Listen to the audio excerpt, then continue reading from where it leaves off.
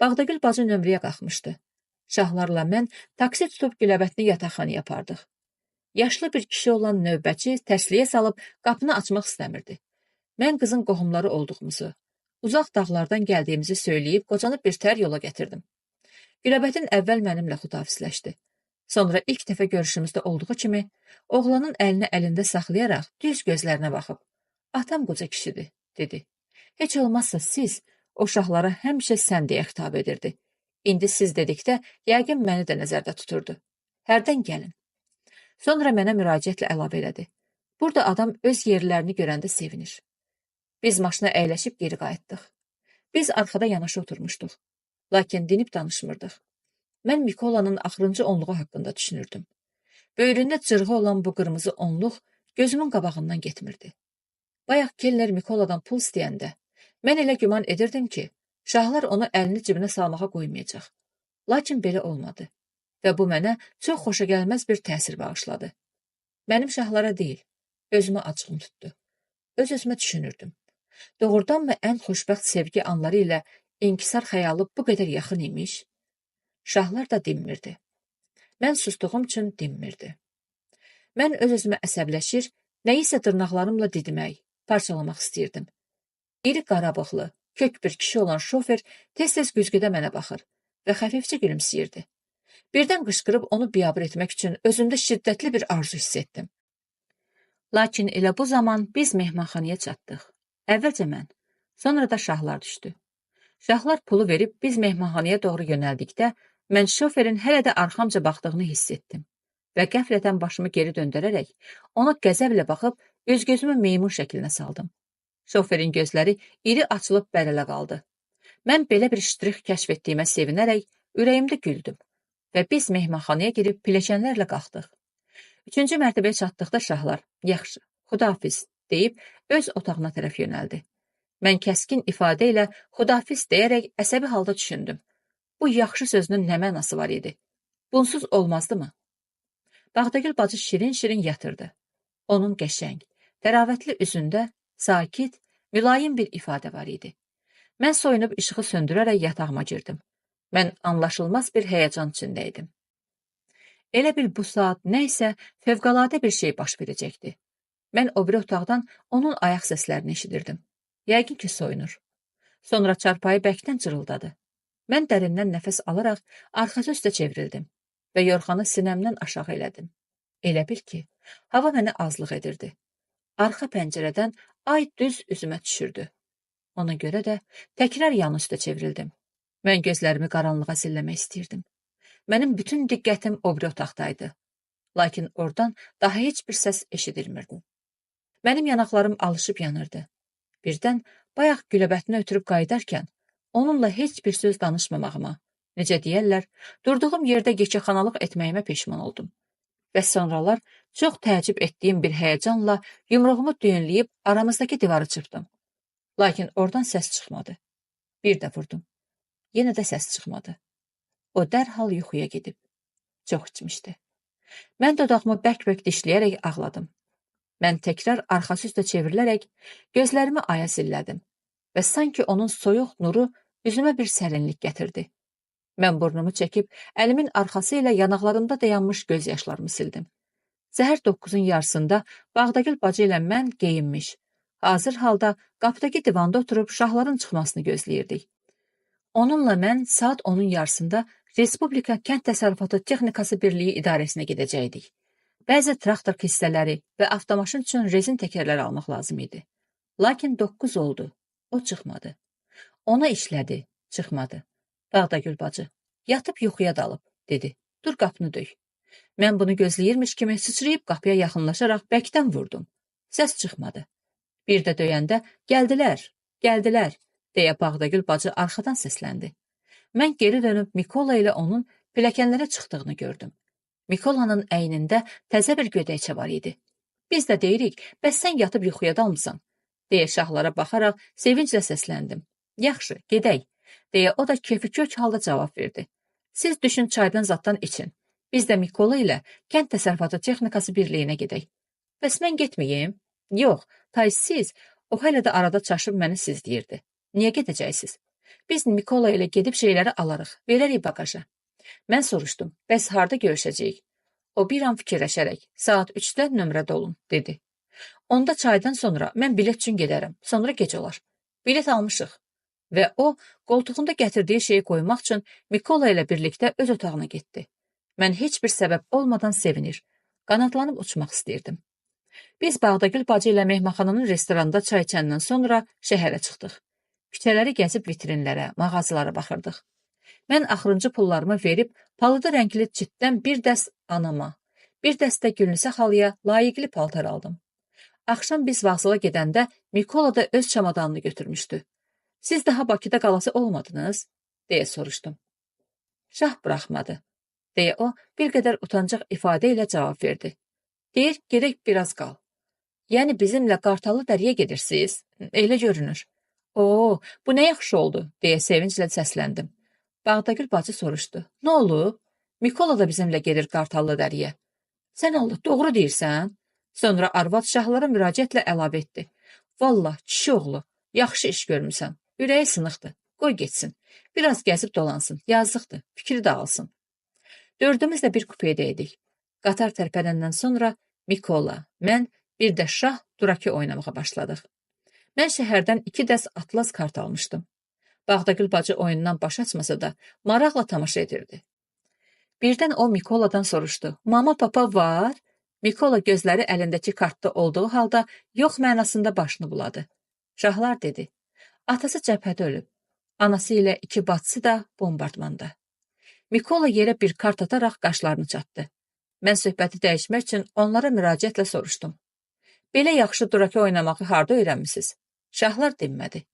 Mikola gülümsəyərək cavab verdi. Moldaviyada. Moldavan qızları yaxşı oynayırlar.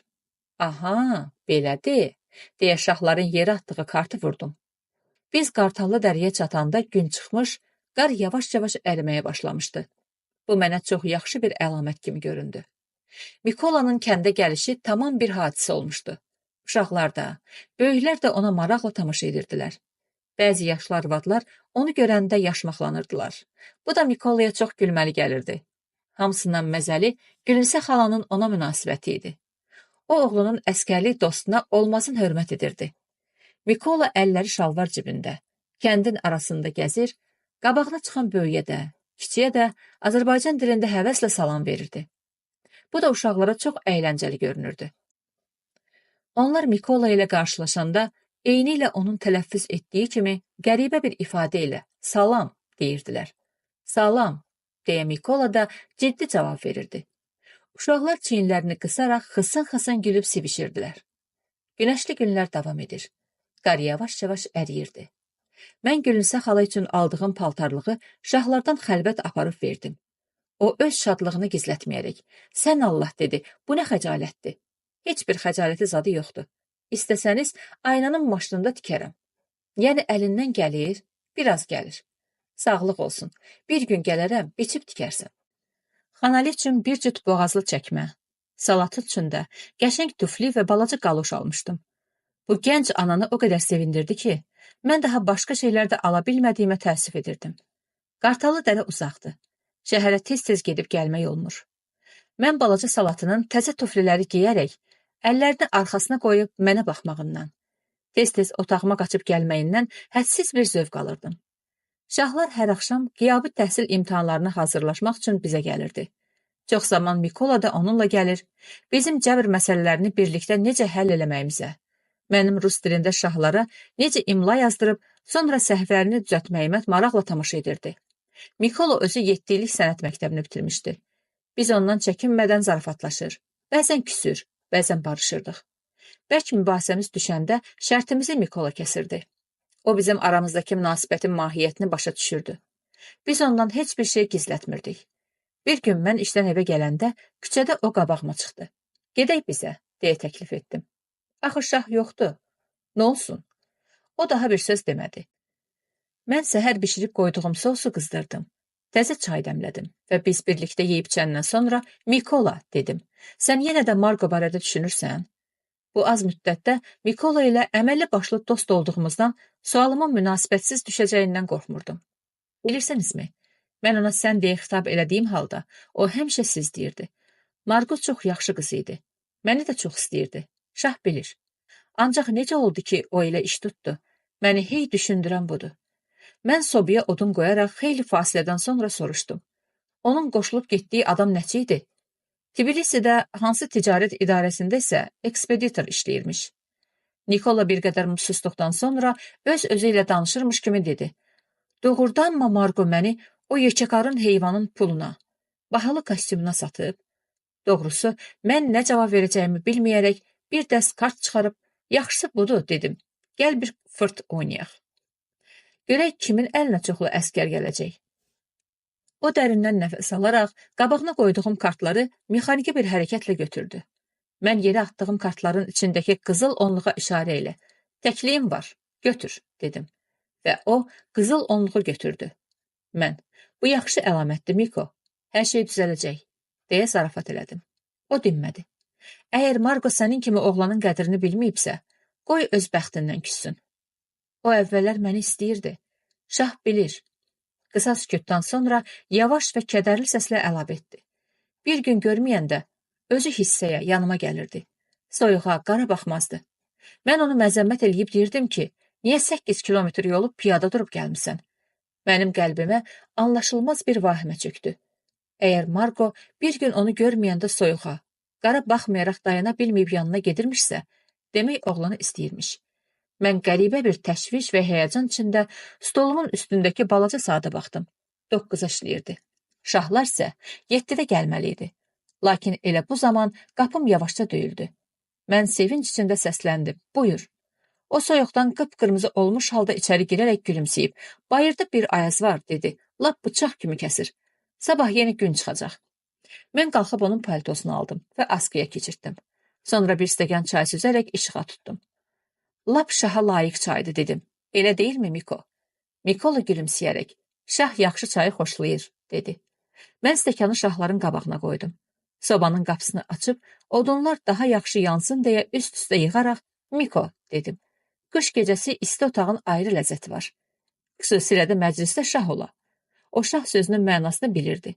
O öz qaydasında, deyə qalxıb jaketimi çıxardım. Əynimdə yalnız qolları və boynu açıq sürməli paltarım qaldı. Mən də saçlarımı bu dəfə Bakıda son dəbə uyğun olaraq qısa vurdurmuşdum. Biz xeyli kart oynadıq. Sonra mən saata baxaraq, konsertin vaxtıdır, deyə radionu açdım. Xanəndə oğlan oxuyurdu. Dağlarda çiçək, ay güləbətin. Hamıdan göyçək, ay güləbətin. Doldur ver içək, ay güləbətin. Mən gülümsəyərək şahlara baxdım. O özünü görməməzliyə vurdu. Mən Miko, dedim. Eşidirsənmi?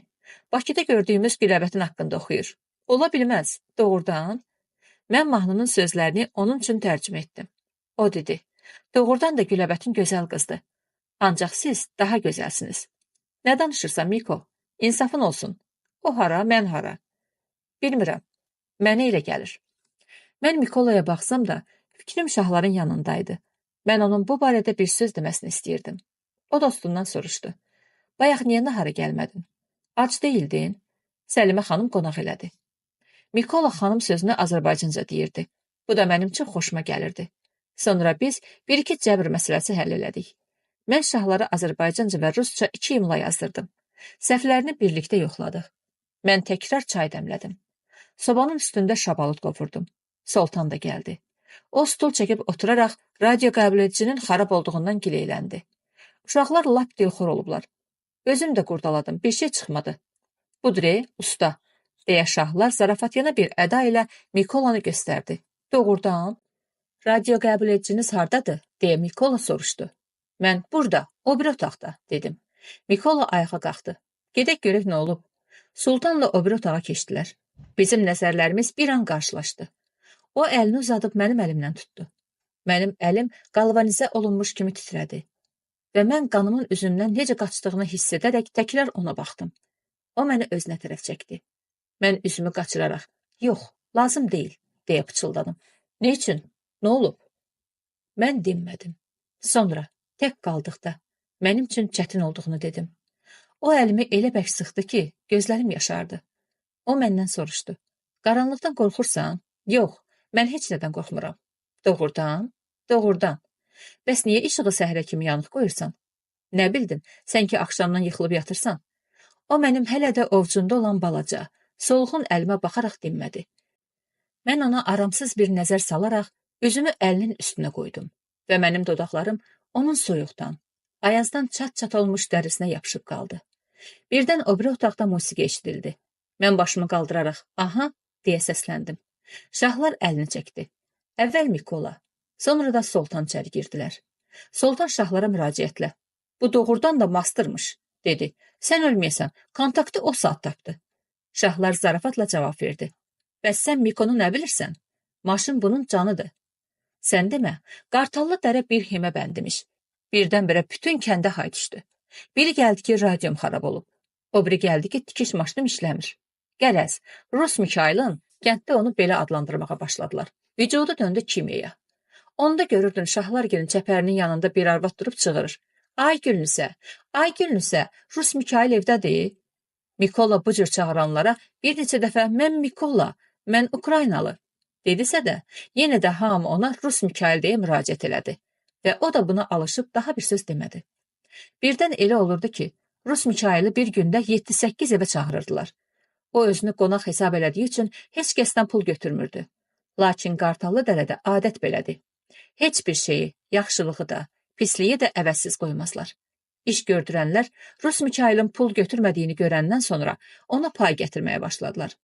Kimi bir qab qatıq, kimi bir çalxam yağ, kimi yumurta, kimi bir toyuq. Şahlar özündən çıxırdı. Sən ölməyəsən, Rus Mikail gələndən bəri evimiz dönüb baqqal dükanına. Nənəmə hey deyirəm, əşi, bu şeyləri götürmə, geri qaytar. Olmur, deyir qaytarmırlar. Bir gün Artelin idarəsində Yeprənverdinin dostu Mövlanverdi kişi qəlyanını tüstülədə Mikolaya baxıb dedi. Balam, dinimizdən olmayanda nə olar? Valla, yaxşı oğlandı. O günün nəvəmin tikiş maşını xarab olmuşdu. Bir su içimində sazlayıb saldı işə. Bir başqası soruşdu. Bu hələ getmir ki. Şahlar dostuna baxıb gülümsədi. Havalar qızanacan kimdir Rus Mikaili buraxan? Bir Qadir xan Hüseyin dedi. Yəni olmaz ki, heç buraxmayaq. Özümüz də emalatxana düzəltmək istəyirik. Sən ölməyəsən, lap yaxşı sözdür. Artelin də işini görər, evlərə də əl yetirər. Özünün də işi yaxşı gedər. Ağlı olsa, qalar. Şahlar dedi, ağlı olsa, deyəndə əldə ağızda qalmayıb ki, hara getsə onun üçün iş var.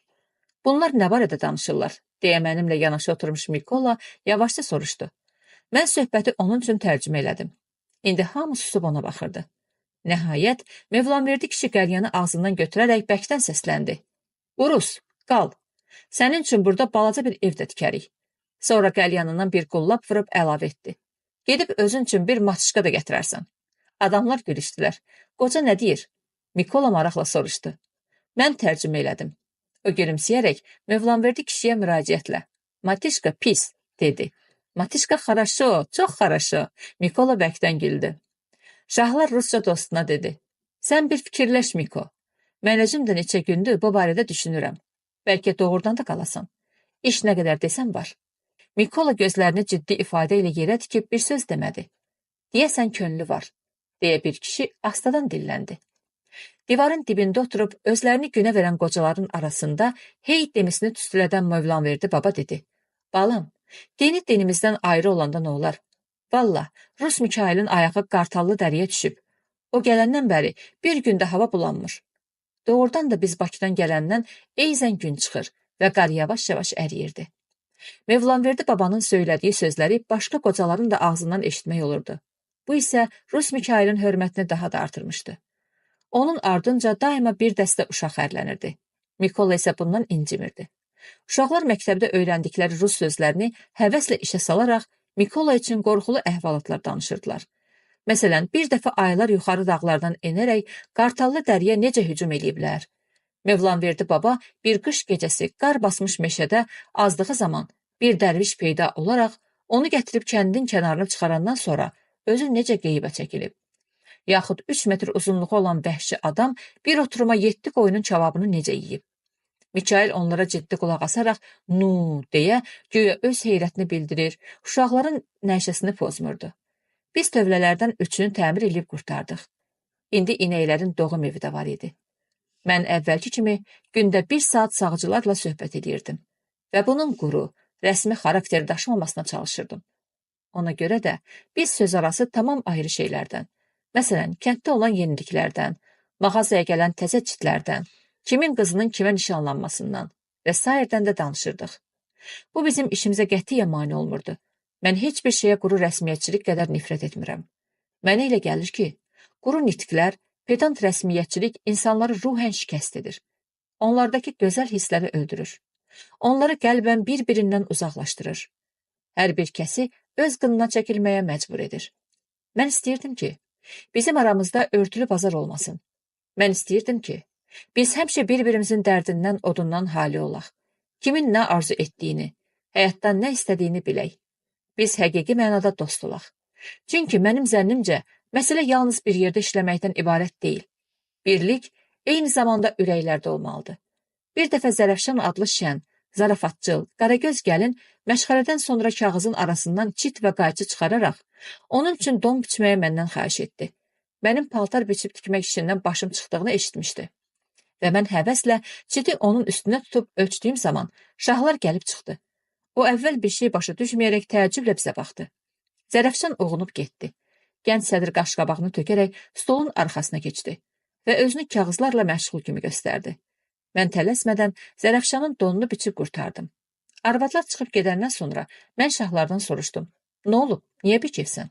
O başını qaldırıb pərt halda cavab verdi.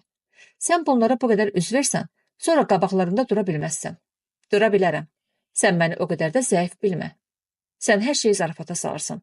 Ancaq sonra görəcəksən ki, nə görəcəm? Görəcəksən sözünə baxmırlar. Hörmətini saxlamırlar. Saxlayarlar. Sonra onun stoluna yaxınlaşaraq, sən elə bilirsən ki, özünü çəkməklə hörmət qazanmaq olar? O mənə iti bir nəzər salaraq qıpqırmızı qızardı. Mən bəkdən gülərək dedim, xahiş edirəm, bu sözləri özünə götürmə. Sən özünü çəkmirsən, sənin xasiyyətin belədir. Sonra zarafatla əlavə etdim. Ümidvaram ki, yazın gəlməsi ilə şahlarımızın da qaşqabağı açılacaq. O özünü saxlaya bilməyərək gülümsədi. Sonra ciddi ifadə ilə əlavə etdi. Hər halda idarədir. Mən, görəsən, dedim, nə vaxt idarə sözü lüğətlərdən silinəcək? O təəccüblə mənə baxdı. Doğru sözündür, lap doğru. İdarəsiz iş olar, vaxt gələr, olar. O bir qədər susduqdan sonra soruşdu. Niyə sənin idarədən belə zəhlən gedir? Anarxiyaçı zat deyilsən ki. Mən idarə sözünün özündə belə nə isə soyuq bir şey hiss edirəm. Mən idarəni sevmirəm. Sonra zarafatyana əlavə etdim. Neyliyim? Məni də Allah belə yaradıb. O pəncərədən çölə baxaraq yenə susdu. Sonra, doğrusu, dedi, idarəçilik heç mənim özümün də xoşuna gəlmir. Ancaq idarənin yenə də bir təri var. Kağız-çuğuzu, sənədləri, filanı saxlayır. Sənin dediyin idarəçilik lap dəhşətdir. İdarə, iclas, idarə. Bizə insanlar lazımdır. Onların zəhmət çəkdikləri yer lazımdır. Elə deyil? Elədir, deyə o, asta səslə təsdiq elədi. Bu zaman paştalyon Qədir içəri girib qəzet jurnalları stolun üstünə qoyandan sonra bir məktub mənə, birini də şahlara verib getdi. Mənim məktubum anamdan idi. Sağ-salamat olduğunu, göndərdiyim paltarlığı və pulu aldığını yazır, mənə təşəkkür edirdi. Mənim gözlərim doldu. Mən anamdan təşəkkür sözü eşitmək istəmirdim. Bu söz mənə ağır təsir edirdi. Mən bu bir kəlmədə anamın çəkmiş olduğu istirabları və bu istirablar üçün heç kimi təqsirləndirmədiyini, kimsədən bir təmənnası olmadığını hiss edirdim. Şahlar mənə baxaraq soruşdu. Nə olub? Heç nə. Anamın məktubu ürəyimi kövrətdi. Sənin məktubun kimdəndir? Qrişadan. Nə yazır?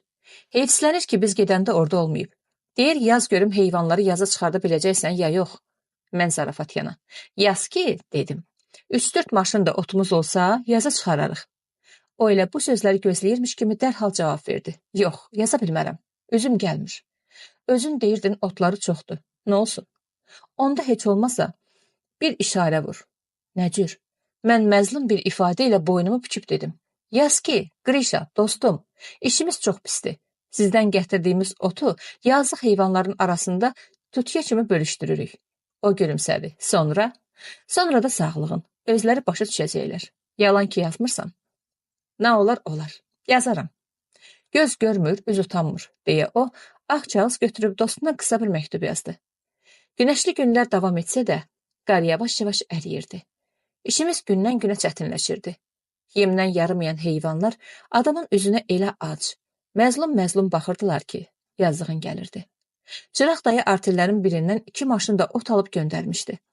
Hər dəfə biz tövlələrə baş çəkdikcə, şahlar hirslənib özündən çıxır və bütün günahı əmisi Sevdimalı kişidə görürdü. Ferma müdirinin üzə vurması da həyəcan keçirdiyini hiss edirdim. O hey söyürdü. Silosu çıxardanın atası tümbətün olsun. Əgər biz ona ümid olmasaydıq, vaxtında başımıza çarə qılardıq. Şahlar az qalmışdı onları əks inqilabçılıqla təqsirləndirsin. Siz qəsdən silosu pis qoymusunuz. Elə eləmsiz ki, sizə bir də deməsinlər silos qoyun. Sevdimalı əmi lümə xoruz kimi pırpızlanaraq əlləri gödəkçəsinin ciblərində axmaq-axmaq danışma, deyirdi.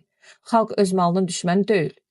Mən hər səhər radioda hava haqqında verilən məlumata böyük bir maraqla qulaq asırdım.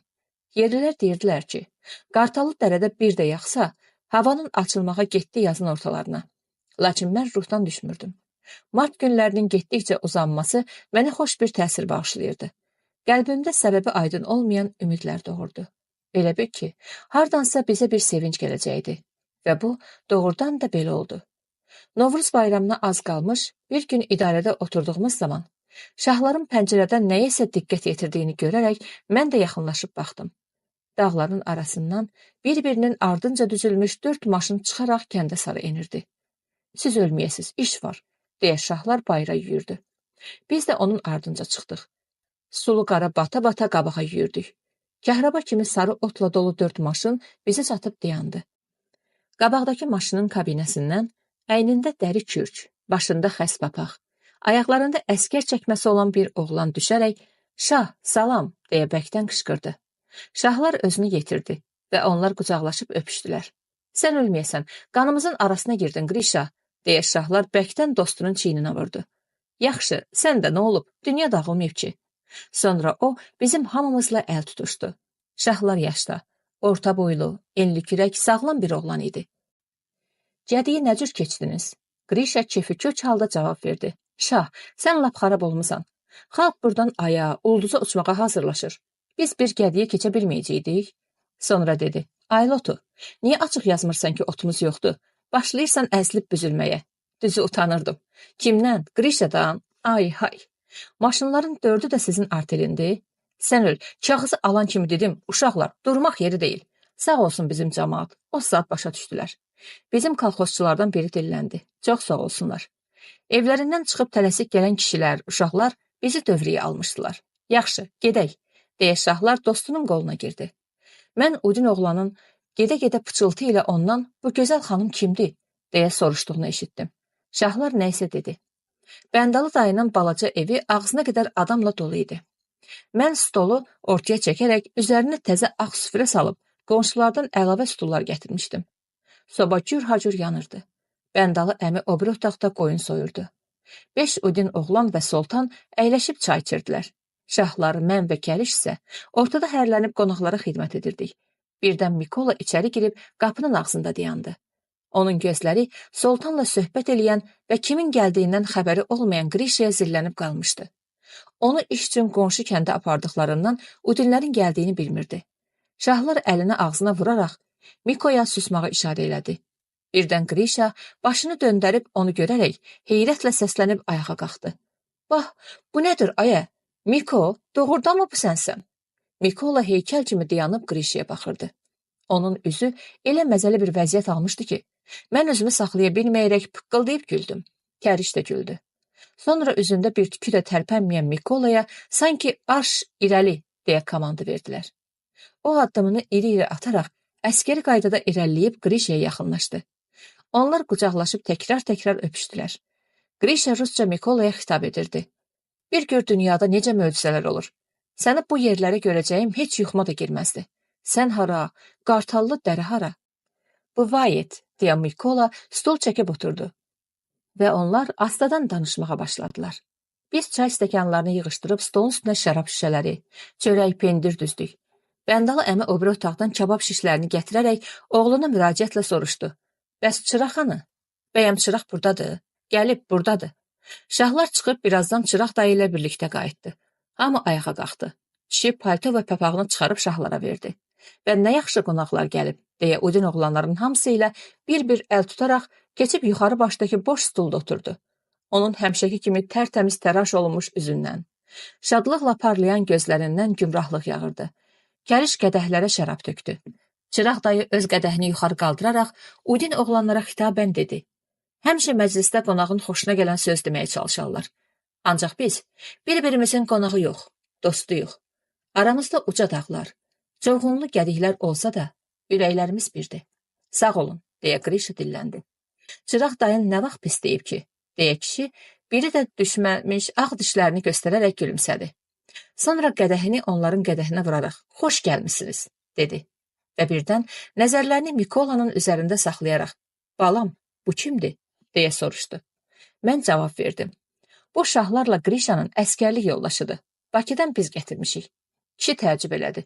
Mən ölüm, doğru deyirsən? Sən ölməyəsən, sizdə dəsgah var. Qartallı dəri hara, Rus hara. Mikola onun nə dediyini başa düşərək yarı Azərbaycanca, yarı Rusça dedi. Rus toje yaxşı. No, mən Ukraynalı. Sən Ukraynalısan, deyə Çıraq dayı təkrar soruşdu. Aha, kişi xeyli güldü. Siz ölməyəsiz, qiyamət oğlandı. Və kərişin yenidən doldurduğu qədəhini yuxarı qaldıraraq Rusça dedi. Yaşasın Ukrayna balası. Biz gülüşərək qədəhlərimizi Mikolanın qədəhinə vurduq. Birdən Çıraq dayı coşaraq kərişə təpindi. Qoduq, bəs o tarı hansı günə saxlayırsan? Və oğlan qapıya yönəldikdə arxadan qışqırdı. Nənəni də gətir. Əşi, nənəmi neynirsən? Deyə kəriş dönüb cin gözlərini parıldadaraq soruşdu. Yeri. Oğlan eyni məzəli əda ilə yürərək otaqdan çıxdı. Biraz keçməmiş, əvvəlcə Bağdagül bacı, sonra da əlində tar kəriş gəldilər. Bəh, deyə Çıraq dayı başını tərpətdi. Vallah Bağdagül, səni belə görəndə 10 il cavanlaşıram. Cavan olmayanda nəsən? Mən ölüm düz sözündür. Lap düzdən də düz sözümdür. Onda gəl otur yanımda. Kəriş səsləndi. Əşi, vallah səndən qan iyi gəlir. Kəs, qırışma. Tez ol, bir dəşti köklə görüm.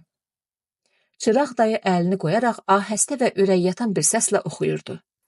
Çox qədim muğamlardan biri olan dəşti həmişə mənə nağıllarda, söhbətlərdə eşitdiyim uzaq keçmişi xatırladır. Mən Çıraq dayının vaxtı ilə Səttarxan hərəkatında iştirak edən igidlərdən biri olduğunu bilirdim. Bunu mənə o özü yox, Mevlanverdi baba danışmışdı. Və indi kişi oxuduqca, mənə elə gəlirdi ki, onun gözləri qarşısından o cəsur cavanlıq döyüşləri keçib gedir. Tar çalınanda Bəndalı əmi də gəlib stol çəkərək aşağı tərəfdə oturub qutusunu çıxartdı. O gözlərini bükməkdə olduğu papirosuna zilləyərək ciddi bir ifadə ilə qulaq asırdı. Dəşti qurtarandan sonra yenə də yedilər, içdilər. O bir otaqda biş-düşlə məşğul olan Gülnisə xala gəlib Çıraq dayıya xoş gəldin elədi. O Udin qonaqlarla görüşmüşdü. Mən bayaqdan bəri birinci dəfə olaraq gözəl güləbətini xatırladım. Gülnisə xala Çıraq dayıdan soruşdu. Qızdan nə xəbər var? Yaxşıdır, deyə kişi cavab verdi. Şahlar da deyir, maşallah, çox yaxşıdır. Mən gözaltı şahlara baxdım. O anasına iti bir nəzər salaraq üzünü çevirdi. Mən hiss elədim ki, şahlar elə söz deməyib. Yəni deyəndə nə olardı ki? Ancaq yox, deməyib. Bu zaman Grisha qədəhini yuxarı qaldıraraq dedi. Səlimə xanım, bu qırmızı şərabı sizin sağlığınıza qaldırıram və arzu edirəm ki, bizim belə uzaq kəndlərimizə gələn zootexniklərin hamısı sizin kimi gözəl olsunlar. Çünki siz öz gözəlliyinizlə bizə işıq və xoşbəxtlik gətirirsiniz. Çıraq dayı gülümsədi. Afərin Udin balası, yaxşı dedin. Mən Grishaya təşəkkür edərək qədəhimdəki şərabı axıra qədər içdim. Mənim bütün fikrim Gülnisə xalanın yanındaydı. Mən cəbhənin ən qorxulu yerini hiss edirdim. O ayaq üstündə dayanaraq qulaq asırdı. Grishanın axırıncı sözlərini eşitdikdə arvadın üzü soyuq bir ifadə aldı və o mənə ani, kəskin bir nəzər salaraq oğluna baxdı. Lakin şahlar onun nəzərlərini duymadı. Heyif ki, duymadı. Gülnisə xalanın son hərəkəti mənə ağır bir zərbə oldu. Birdən-birə öz-özümə yerini bilməyən, başqasına sırınmağa can atan yazıq bir məxluq kimi göründüm. Lakin bu düşkün əhval-ruhiyyə yalnız bir an çəkdi. Şahlar dönüb mənə baxdı və mən hər şeyi unutdum.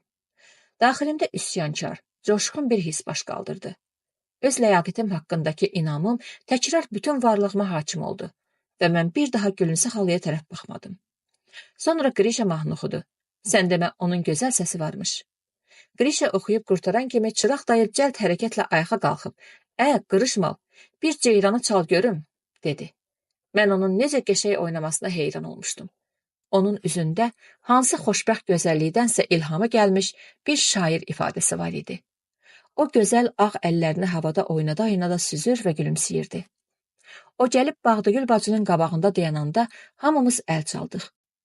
Bağdagül bacı qalxdıqda Kəriş vağzalıya döndərdi.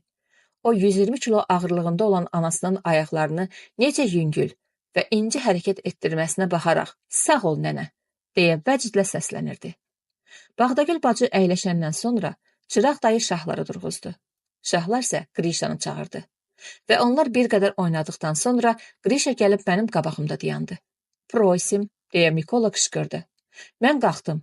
Şahlar kənara çəkilərək əl vurur, Qrişa ilə mən oynayırdıq. Gecə saat 12-yə işləyəndə biz qalxıb ev sahibləri ilə xudafisləşdik. Çıraq dayı şahlara müraciətlə. Sizdə darısqallıq olar. Qonaqlardan ikisi üçü mənimlə getsin. Darısqallıq olmaz, deyə şahlar etiraz elədi. Gülünsə xala kişiyə xitabən, dövlətindən, dedi, 3 belə qonaq üçün də yorğan döşəyimiz çatar, şükür Allaha, nə olub?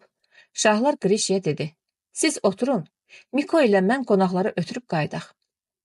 Mən də biraz havaya çıxmaq istəyirəm, deyə Qrişa da qalxdı. Əvvəl Bağdagül bacı ilə Kəriş, sonra da Çıraq dayı xudafisləşib ayrıldılar. Şahlar, Soltan, Mikola, Qrişa və mən bəkdən danışa-danışa gedirdik. Hava bərk ayaz idi. Göydə ulduzu çağırırdı. Mənə elə gəlirdi ki, bu oğlanlarla bir doğulub böyümüşəm. Onlar mənim yanımda çəkinmədən zarafatlaşıb gülüşürdülər. Qrişa, bura bax Miko, deyirdi. Sən Margodan ötürü çoxmu mısmırığını sallayacaqsan? Şahlar dedi. Güya ki, dünyada tayqız zat yoxdur. Doğrudanmı şahlar özü haqqında da belə deyərdi? Qrişa, Miko, deyirdi. Yadındadırmı? O vaxt mən sənə dedim ki, buna çox da bel bağlama. Yadımdadır. İndi ki yadındadır, bir də onun barəsində düşünmə. Mikola dinmirdi. Yoxsa Məcnun olmaq fikrindəsən? Məcnun kimdir? Mikola soruşdu. Mən bir-iki cümlə ilə Leyli Məcnun haqqında ona danışdım. O bir qədər susduqdan sonra öz-özü ilə danışırmış kimi səni qoyub qaçsınlar. Bu adamı yandırır. Qrişa dilxor oldu. Yenə başladı. Cəhənnəmə qaçsın. Kişisən, sən də onu yandır. Nəcür? Nəcür olacaq? Deyə şahlar cavab verdi. Bir yaxşı qızla evlən. Vəssalam, deyə Qrişa təsdiq elədi. Bu zaman mənim evimə çatıb dayandıq. Mən dedim, gedək, sizi çaya qonaq eləyim. Gedək, deyə Qrişa şən halda səsləndi. Məni bağışlayın, deyə Soltan üzr istəyib ayrıldı. Mən yaxşı bir çay dəmlədim. Mürəbbə və limon qoydum. Bu limonları Bakıdan gətirmişdim. Biz oradan-buradan danışıb gülüşürdük. Mənim xoşbəxtliyimin həddi-hüdudu yox idi. Vaxtilə bir yerdə əskər olmuş bu 3 dostun təkrar bu cür görüşmələri mənə fövqəladə dərəcədə xoş gəlirdi. Elə bil ki, onların üçü də mənim əzizlərim idi. Bəlkə bu, bir də ondan irəli gəlirdi ki, mən gözümü açandan evimizdə kişi xeylağı görməmişdim. Atam, qardaşım olmamışdı. Qrişa çox zarafatçıl oğlan idi. O deyirdi, şahlar, sən məni Səlimə xanımla tanış eləyəndə kəndinizin mənzərəsi gözümdə birdən-birə dəyişildi. Elə bil ki, mən Qartallı dəriyə yox, təzə bir aləmə gəlmişəm. Mən gülərək soruşdum. Siz əvvəllər Qartallı dərəni görmüşdünüz? Yox, görməmişdim. Ancaq şah onun barəsində o qədər danışıb ki, doğrudan, niyə təəccüb edirsiniz ki? Uşaqlar heç nəyin barəsində danışmır. Ürəyini tərpədən məsələ olanda danışır. Mən şahların qızararaq ona susmasını işarə elədiyini gözcü gördüm. Qrişa, bura bax şah, dedi. Nə üçün pərt olursan? Əgər sən kəndinizə gözəl bir qız gəlmiş olduğunu məktubunda mənə yazmışdınsa, burada utanılası nə var? Şahlar özünü itirmiş halda bir mənə baxdı, bir də Qrişaya. Mən bərkdən güldüm. Sağ olun Qrişa, yaxşı ki bunu mənə dediniz. Nə üçün yaxşı ki? Mən elə bilirdim, ancaq biz görüşəndə şahların yadına düşürəm, deyə mən qalxıb onun soyumuş çayını təzələdim. Yaxşı, bizim bu Miko indi nə eləmək istəyir? Deyə Qrişa soruşdu. Heç özüm də bilmirəm, deyə Mikola cavab verdi. Mən, biz onu burada saxlamaq istəyirik, dedim. Yəni, nə cür saxlamaq? Qrişa soruşdu. Yəni, qalsın burada işləsin, onun üçün ev eşiyi düzəldək. Bəs özü nə deyir? Özü hələ fikirləşir. Bir qədər susduqdan sonra Qrişa soruşdu. Nə fikirləşir? Şahlar cavab verdi. Kim bilir? Hələ ki bizə bir söz demir. Doğrusu, mən də üstünü vurmuram. Deyirəm, bəlkə kənd ürəyinə yatmır. Yox, kənd ürəyimə yatır. Ancaq gürcü gözəli yadından çıxmır, deyə Qrişa zarafat elədi. Mikola dinmədi. Əgər Miko bir də onun dalınca getsə, heç kişi deyil, deyə şahlar sərt halda cavab verdi. Mən, bah, dedim, nə yamansınız? Bəlkə ürəyi ondan ayrıla bilmir. Onda mən elə ürəyi kesib tullaram. Qrişa gülümsədi. Sonra mülayim bir ifadə ilə dedi. Bilirsinizmi Səlimə xanım? Sevgidə iki şey çox pisdir. Biri aldatmaq, özünü istəyən kimi göstərmək. İkincisi də istəmiş olduğun adamı vəzifəyə, pula, vara satmaq. Mən Mikoya baxdım. Mənə elə gəldi ki, bu səbəblərin heç biri onun Margoya bağlayan ipləri qırmaq iqtidarında deyil. Və bu, məni qorxudurdu. Burada səbəbin nə mənası var idi? Fakt bu idi ki, Margo getmişdi. Margo yox idi. Mikola bir daha onu görməyəcəkdi. Margo başqasıylaydı. Margo daha onu istəmirdi. Şahlar isə bunu hiss etmirdi. Mən soyuq bir vahimə içindeydim. Onlar gedəndən sonra da mən özümə gələ bilmirdim. Mən aramsız olaraq şahlar haqqında düşünürdüm. O, mən elə ürəyi kəsib tullaram sözlərini necə amansız deyirdi. Doğrudanmı özü sevən adam bu cür danışa bilər? Yoxsa əsl qəhrəman elə belə də olmalıdır? Bəs sən nə düşünürsən? Yoxsa Mikola gedib onun namərdliklə atan bir qadının ayaqlarına yıxılmalıdır? Deyə birdən mən öz-özümə qarşı üsyan etdim. Bir an əvvəlki düşüncə və təşvişim mənə bir həqiqət kimi göründü. Səhər cəmaat Udin qonaqların gəlməyini eşidib artelin idarəsinə yığışmışdı. Mevlanverdi baba Qrişaya müraciətlə deyirdi. Sağ olun, yaman əlimizdən tutunuz. Kəriş özünü tox tutaraq söhbətə qarışdı. Balam, Yeprəmverdi deyib ki, hələ yenə qar gözlənilir. Mevlanverdi baba bir qonaqlara baxdı, bir də Kərişə və birdən özündən çıxdı. Kəs, küçük. Yeprəmverdi sənin tayinçin deyil. Əşi, Mevlanverdi baba, sən Allah, pis söz dediyim. Qrişə rusca məndən soruşdu. Yeprəmverdi kimdir? Mən izah elədim. O, Mevlanverdi babaya baxaraq gülümsədi. Sevdimalı əmi dodaqaltı deyindi. Sən ölməyəsən, bu qədələr nə böyük bilir, nə kiçik. Brigadir xan Hüseyin üzünü Qrişəyə tutaraq. Qonşu, dedi, görünür sizdə yay yağıntılı keçib ki, otunuz belə boldu. Qrişə cavab verdi. Yağıntılı keçib, ancaq bizi həmişə silos xilas eləyir. Silosu çox qoyursuz? Çox qoyuruq. Yəni heyvan yaxşı yeyir? Əlbəttə. Şahlar sözə qarışdı. Ona görə ki, silosu əməlli qoyurlar. Bizim kimi çürüdüb tələf eləmirlər. Qrişə təsdiq elədi. Şübhəsiz. Heyvan yeməyə çox həssas olur. Bir balaca xoşuna gəlmədi, dilin də vurmaz. Şahlar da əlavə elədi. Bəs nədir? Hər zibili yesə heyvan qalmaz ki. Sevdimalı əmi soruşdu. Silosu nədən qoyursuz? Qarğıdalıdan, yoncadan, çuğundurdan. Ancaq ən çox qarğıdalıdan. Amma bizimkilər qarğıdalıya xalq düşməni kimi baxırlar. Niyə? Sevdimalı əmi dedi. Bircə məni başa sal görüm, axı, o qarğıdalının heyvana nə xeyri var? Qrişə hərarətlə cavab verdi. Çox xeyri var. Siz nə danışırsınız? Qarğıdalının yağını bu saat apteklərdə dərman kimi satırlar. Qarğıdalının da yağı olur? Kəndlərdən biri təəccüblə soruşdu. Əlbəttə. Mevlanverdi baba dedi. Dünyada yağı olmayan şey yoxdur. Qarğıdalının yağı nəyin dərmanıdır? Mən izah elədim. İnsan yaşlananda onun damarlarında gəzləşmə əmələ gəlir ki, bu da qanın yaxşı işləməsinə mane olur. Qarğıdalı yağı isə bunun qabağını alır. Mevlanverdi baba qəlyanını ağzından götürərək təsdiq etdi. Olar. Loğman özü bütün davacatı hübubatdan qayırırdı. Baba, nədən? Deyə Kəriş soruşdu. Mevlanverdi baba bu dəfə şoförə acıqlandı. Hübubatdan, yəni otlardan, alaqlardan, güllərdən. Gör ha, deyə Kəriş güya təəccüb elədi. Şahlar qonaqlara işarə ilə onu gözünə qartdı. Lakin qonaqlar Kərişin hərəkətinə başa düşərək gülümsədilər. Onlar bu cingiz oğlanı öz kəndlərinə gələndən tanıyırdılar. Mevlanverdi baba qəlyanı ilə pəncərədən görünən dağlara işarə elədi. Mən balaca uşaq idim. 2 firəng gəlib o gün deyəndə bir çiçək axtarırdılar. Deyirdilər o cümlə dərdlərin dərmanıdır. Bayaqdan bəri sakitcə oturub qulaq asan Bağdagül bacı söhbətə qarışdı. Mən ciyəs bu qərara gəlmişəm ki, silos da, qarğıdalı da lap yaxşı şeydir. Nahaq indiyəcən qədrini bilməmişik. Sevdimalı əmi arvadın üzünə baxmadan deyindi.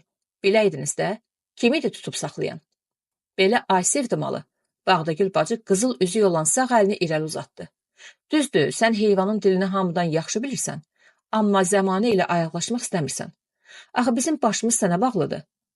Mənim anamdır, deyə Kəriş arvada işarə ilə yanındakı odun şoferlərə pıçıldadı. Sevdimalı əmi qəzəbləndi. Heç kəsin başı heç kəsə bağlı deyil. Şahlar bir qonaqlara baxdı, bir də Sevdimalı əmiyə və özünü saxlaya bilməyərək. Əşşi, əmi, dedi, vallah sən bu tərsliyinlə o fermanın axırını çıxacaqsan. Sevdimalı əmi yanıb tökülərək dedi.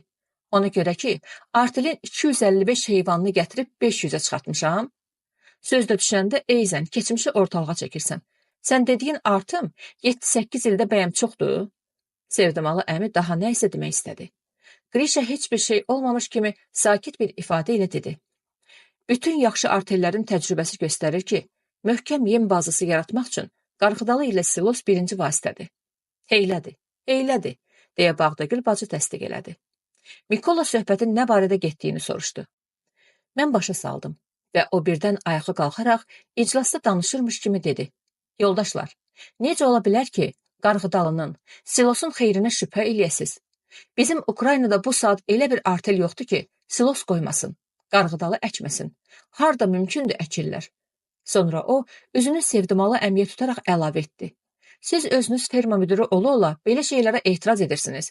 Mən lap təəccüb qalıram. Yaxşı deyil. Sevdimalı əmi ondan gözləmədiyim qəribə bir maraqla məndən soruşdu. Bu nə deyir? Mən Mikolanın söylədiklərini tərcümə elədim. Kəriş qızarıb pörtmüş Sevdimalı əmiyə baxaraq pıqqıldayıb əli ilə ağzını tutdu. Mikola nə fikirləşdisə, bir də qalxıb dedi. Yoldaşlar, belə şeydə qətiyyət lazımdır. Qarğıdalı əkmək vacibdir, əkməliyik. Silos qoymaq lazımdır, qoymalıyıq. Əgər ferma müdürü Sevdimalı, deyə Kəriş düzəltdi. Mikola yenə də kişinin adını düz deyə bilmədi. Sevdimalı əmi və başqaları bu tədbirdə yenə də zid çıxsa, onda ciddi danışmaq lazımdır. Yoxsa biz onları başa salanacan yay çıxar, qış qapını alar. Mən onun sözlərini tərcümə etdikdə Sevdimalı əmi üzünü o yana çevirdi. Bəli də, elə bir mükailimiz əski idi. Mikola ona baxaraq, Miko yaxşı, çox yaxşı, dedi. Adamlar gülüşdülər. Qrişa ona tərəf əyilərək, Miko, deyə pıçıldadı. Sən bilirsənmi ki, o kişi şahın əmsidir? Əlbəttə bilirəm. Qrişa gülümsədi. Oturanlardan biri dedi. Siz ölməyəsiz. Rus Mikaildə dəsgah varmış. Sonra oradan-buradan söhbət getdi. Bağdagül bacı Qrişaya müraciətlə dedi. Vallah, ayoğlan, sizin kimi qonaqları görəndə ürəyimiz açılır. Yoxsa qış düşəndə yol, eski bağlanır, gəlib gedən olmur. Qulyabanı kimi qalırıq burada. Yaşlı bir kəndli təsdiq elədi. Elədir.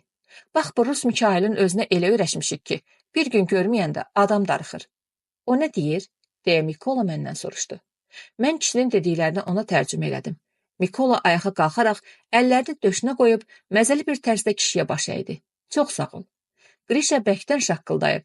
Bilirsinizmi, Səlimə xanım, dedi. Bizim bu Mikonun yaman komikliyi var. Nə danışırsınız?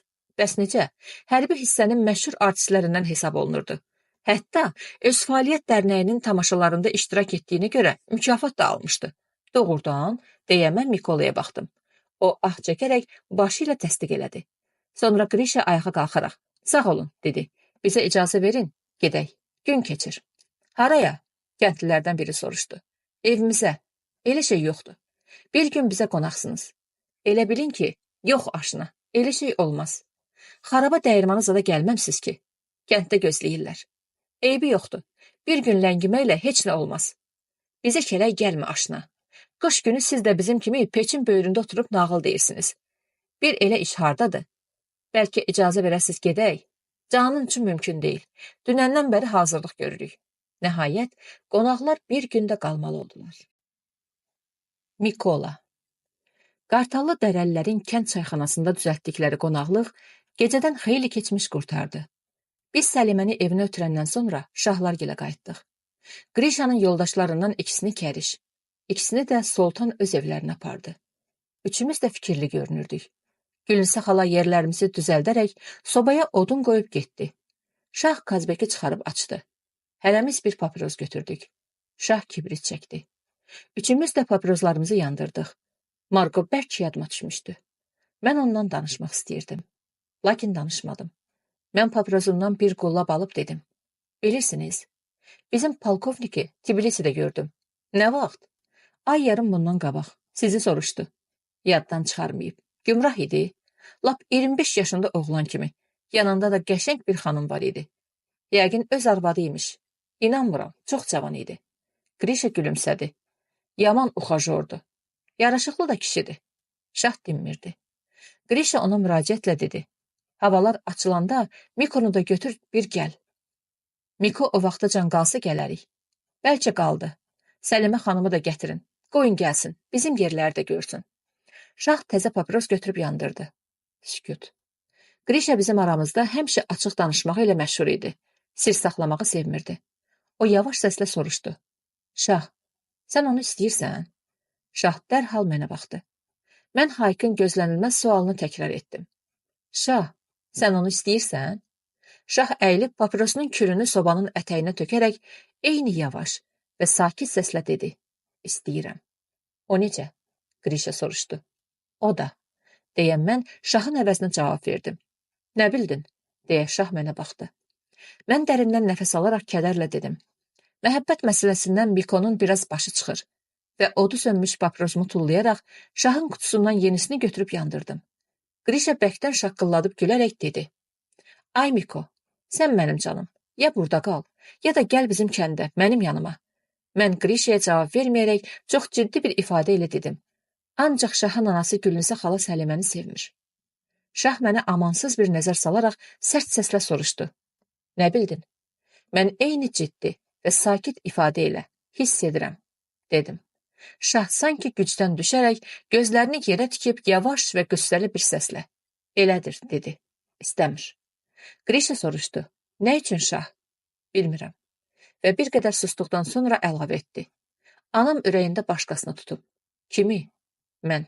Çıraq dayının qızı gözəl Güləbətini, dedim. Şah yenə də mənə amansız bir nəzər salaraq soruşdu. Nə bildin? Eyzən ondan danışır. Güləbətin. Şah dinmədi. Grişa soruşdu. Səlimə xanım özbəydi? Şah onun üzünə baxmadan. Anası özbəydi, dedi. Grişa soruşdu. Şah, dünənki şərabdan qalıb? Qalıb. Gətir, mən bir stəkan içmək istəyirəm. Şah qalxıb bir bardaq çaxır və 3 stəkan gətirdi. Grişa qırmızı şərabla dolu stəkanını yuxarı qaldıraraq. Şah, dedi. Sən onu çox mu istəyirsən? Çox. İçirik onun və sənin sağlığına. Xahiş edirəm. Sabah bunu ona çatdırarsan. Deyərsən ki, gecə saat 3-ə 20 dəqiqə işləyəndə biz 3 dost sizin sağlığınıza içdik. Eşitdin? Eşitdim. Onda getdik. Üçümüz də stəkanlarımızı bir nəfəsə boşaltdıq. Grişa cibindən çıxardığı ağ dəsmalla ağzını silərək dedi. Şah, elə adamlar var ki, onları lap ilk görüşdə də tanımaq olur. Mən Marqonu görən kimi bu dostuma dedim ki, bundan sənə yar olmaz. Mən ah çəkdim. Grişa davam etdi. Ancaq Səlimə, Miko haqlıdır. O səni çox istəyir. Onun bütün fikri xəyalı sənin yanındadır. Şah yumruğunu düyünlədi. Mən avamın biriyəm. Mən ona layiq deyiləm. Mənim heç olmasa onun qədər savadım da yoxdur. Grişa sakit, ciddi ifadə ilə dedi. Əvvəla biraz yavaş. Dünya dağılmayıb. İkinci, səndə kobudluq yox, tez özündən çıxmaq, sərtlik var. Bunu düzəltmək asandır. Həyat özü səni yumşaldıb ipək kimi eləyəcək. İkinci, əziz dostum. Mən, üçüncü, deyə onun səhvini düzəltdim. Hə, üçüncü. Nə vaxtdan istəmək, sevmək hüququ ali təhsilli ölçülür. Mən əlimi havada yellətdim. Boş sözdür. Qaldı Gülnisə xala. Onu bir təhər yola gətirərik. Sonra Grişa əlavə etdi. Bir də ki, əziz dostum, ali təhsilli qızların sənə vurulmağı bizim üçün təzə hadisə deyil. Moldaviyadakı alman dili müəlliməsi yadımızdan çıxmayıb. Mən bəkdən gülərək dedim. Doğrudan da yazdığın aldığı pul eyzən bizi kinoya, teatra qonaq eləməyə gedirdi. Şah tez-tez papiros çəkir və susurdu. Elə bil ki, bu söhbətin ona dəxli yox idi. Doğrusu, mən şahın bir qızı, qadını möhkəm sevə biləcəyinə şübhə edirdim. Grişanın dediyi Moldavan qızı onun dərdindən ölürdü. Lakin biz əskərlikdən buraxılanda şah heç o yazıqla vidalaşmağa da getmədi. Ona görə də mən lap Bakıda, onların Səlimə ilə şahın münasibətlərini hiss etdiyim halda, şaha bir söz demirdim. İndi deyəsən iş başqa cür idi. Biz 3 yoldaş gecədən xeyli keçənə qədər söhbət elədik. Nə Grişa, nə də mən daha şahın məhəbbətindən danışmadıq. Biz bu məsələnin çox ciddi olduğunu hiss edirdik. Biz bilirdik ki, lazım gələndə şah özü danışacaq. Bizim bir-birimizdən gizlin sözümüz yox idi. Səhər Qrişa ilə yoldaşları getdilər. Onları ötürmək üçün xeyli adam yığışmışdı. Qrişa bizimlə xudafisləşəndə Səlimə xanımın üzü çox mehriban bir ifadə almışdı. O biaram gülümsəyirdi. Lakin onun təbəssümündə nə isə qəmgin bir şey var idi. Belə şeylər mənim nəzərimdən qaçmaz. Mən şah kimi ürəyi bək deyiləm. Mən Marqonu unuda bilmirdim. Lakin bu barədə şaha heç nə demirdim. Onun belə lirikadan xoşu gəlmirdi. Qrişa isə mənim dərdimi başa düşürdü. Marqo barədə mənimlə sərt danışsa da başa düşürdü.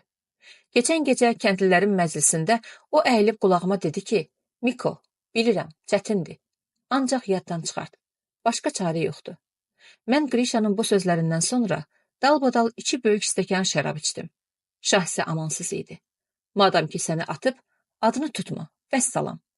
Odur ki, Qrişa gedəndən sonra mən Marqo barədə ancaq Səlimə xanımla danışırdım. Lakin tezliklə mən özümü bundan da məhrum etməli oldum. Çünki Səlimə xanım mənim Marqo haqqındakı söhbətlərimə diqqətlə qulaq assa da, anlaşılmaz tərzdə həyəcanlanırdı. Əlbəttə, o bunu gizlətməyə çalışırdı. Ancaq mən hiss edirdim. Hiss edirdim ki, mən hər dəfə Marqonun sevgisindən, vəfasızlığından danışanda o nə isə daxili bir böhran keçirir, narahat olurdu. Onun özbəy gözlərindəki təbəssümü qəribə bir soyuqluq və qorxu əvəz edirdi. Ona görə də mən daha öz lənətə gəlmiş məhəbbətim haqqında deyil, əskərlikdə başımıza gələn məzəli əhvalatlar barədə danışırdım və onun gözləri dərhal gülməyə başlayırdı. Məsələn, mən Bağdagül bacıdan da kök bir yahudi qadının şaha necə vurulduğunu, ona baxıb necə ah çəkdiyini, necə qəribə şlyapa qoyduğunu nağıl edərkən Səlimə uğunub gedirdi. Mən hiss edirdim ki, şahla əlaqədar olan hər bir söhbət onun üçün maraqlıdır. Bizim taleyimiz qəribə tərzdə bir-birinə bağlanmışdı. Sanki biz 3 yoldaş və bir qız neçə illər, əsrlər bir yerdə yaşamışdıq. Budur, Qrişa çıxıb getdi. Mən bir də onunla görüşüb görüşməyəcəyimi bilmirəm. Bəlkə görüşdük, bəlkə də heç görüşmədik. Lakin mənə elə gəlirdi ki, o hardasa lap bu yaxındadır. Elə bil ki, o qarlı dağların ardı budur, buradır. Əlimi uzatsam çatacaq. Elə bil ki, o axşam və ya sabah qayıdıb gələcək və biz yenə də əskərlikdə olduğu kimi bir yerdə yaşayacağıq. Qəribə şlyapası olan və özünü zorla çəkib aparan kök yahudi arvadı yenə də dramatik bir əda ilə şaha baxaraq ah çəkəcək. Elə bil ki, mən Qrişanın yaşadığı Udin kəndini görürdüm. Onun kəndlilərlə necə danışdığını, necə zarafatlaşdığını eşidirdim. Əskərlikdə bizim içimizdə ən çox zarafat edən həmişə o olurdu. Mən Ukraynada, Gürcüstanda olanda da şahı və Qrişanı lap yaxından hiss edirdim. Elə bil ki, biz nəhəng bir həyətin müxtəlif səmtində yaşayan ailə üzvləri idik. Ona görə də mən Bakıda qəflətən şaha, bu uzaq dağlar arasında isə Qrişaya rast gələndə qətiyyən təəccüb eləmədim.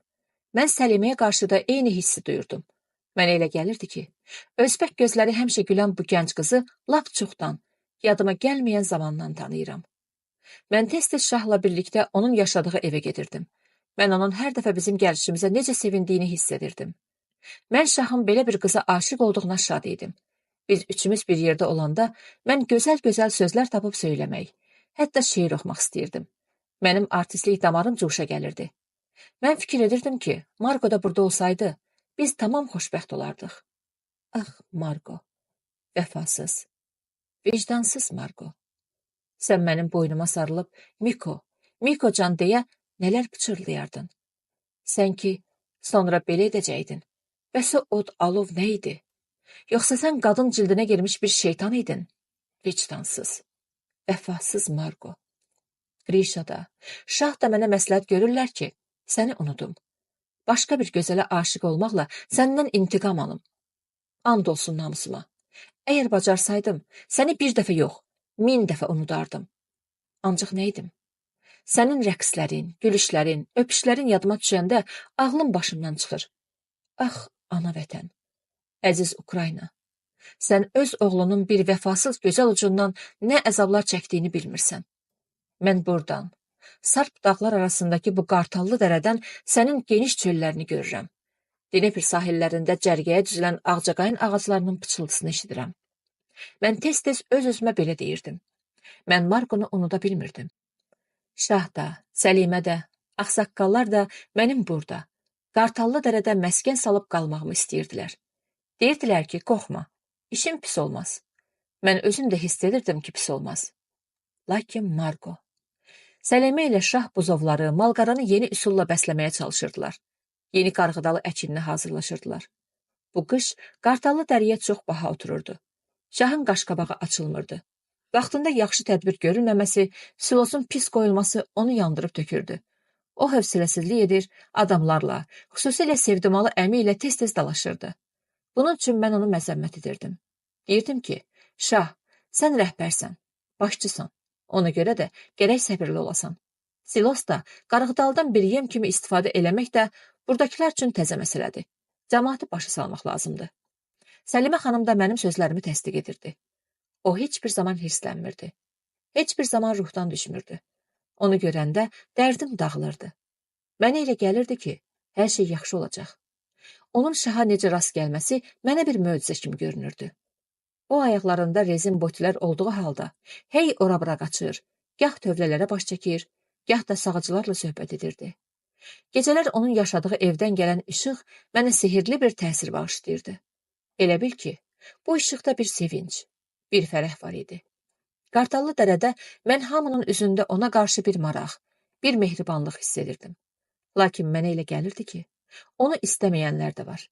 Gecələr biz onun otağından gec qayıtdıqda Gülnisə xala başını qaldırıb heç birimizin üzünə baxmırdı.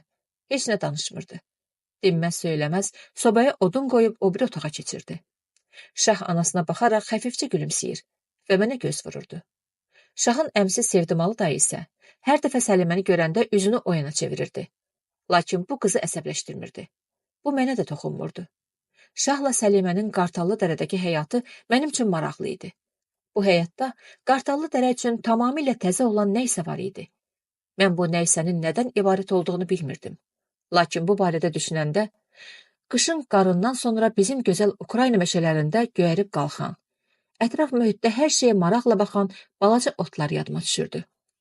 Sevdimalı əminin Səliməyə hücumu və bu zaman qızın gözlərində işıldayan təbəssüm, yaxud biz gecə Səlimənin yaşadığı evdən gec qaydanda şahın Gülnisə xalıya suçlu baxması, ondan çəkinməsi mənim üçün tamamilə yeni bir aləm idi. Mən başqasının sirlərini öyrənməyi xoşlamıram. Lakin şahla mənim aramda nəsir? Bir dəfə mən ona dedim, bura bax şah, sən doğrudanmı zootexnik barədə ciddi fikirdəsən? O mənim üzümə baxmadan qaşqabaqlı halda cavab verdi. Doğrudan. Mən bir də bu barədə ondan heç nə soruşmadım.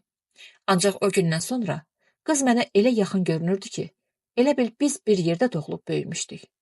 Günəşli günlər davam edir. Qartallı dərənin qarı sürətlə əriyirdi. Qocalar deyirdilər, bu il qış tez başladı, yaz da tez gəldi. Selavlardan, qayalardan coşqun sular axıb tökülürdü. Lakin bu sular hələ əsl yaz seli deyildi. Mən xırda-xuruş maşın təmirləri ilə məşğul olsam da, darıxmağa başlayırdım. Bir gün çamadanımı yığışdıraraq, şah dedim, mən gedirəm. O təəccüblə üzümə baxdı. Nə olub? Heç bir şey. Nə olacaq? Gedib bir işə zada girmək lazımdır. Ya yox. Demək burada qalmaq istəmirsən. Mən dinmədim. Bir xeyli susduqdan sonra o dedi. Gedərsən, qoy havalar qızsın. Sizə də əziyyət olur. O hirslənərək dedi. Başa düşmürəm. Nə olub ki, belə tünd istiota dönmüsən? Mən, şah, sən biraz mərifətli danışsan, yaxşı olar, dedim. Görürəm, sən çox mərifətli hərəkət edirsən. Bizə heç nə demədən çamadanını yığışdırırsan. Mən çamadanı çarpayının altına itələyərək dedim. Yaxşı şah, sən deyən olsun. Biz qaraja getdik. Mexanizatorlar maşınları yağlayıb silir, yaza hazırlayırdılar. Kombinzonları, əlləri maşının yağına batmış cavan traktorçuları, şoferləri gördükdə, necə deyərlər, qırışığım açıldı. Elə bil ki, dalğaların vurub kənara atdığı balığı təkrar götürüb dənizə buraxdılar. Öz maşınının motoru ilə əlləşən kəriş, balaca cin gözlərini parıldadaraq dedi. Mikail qardaş, bunun karburatoru benzin buraxır. Görəsən nədəndir? Mən karburatoru nəzərdən keçirdikdən sonra sökmək lazımdır, dedim.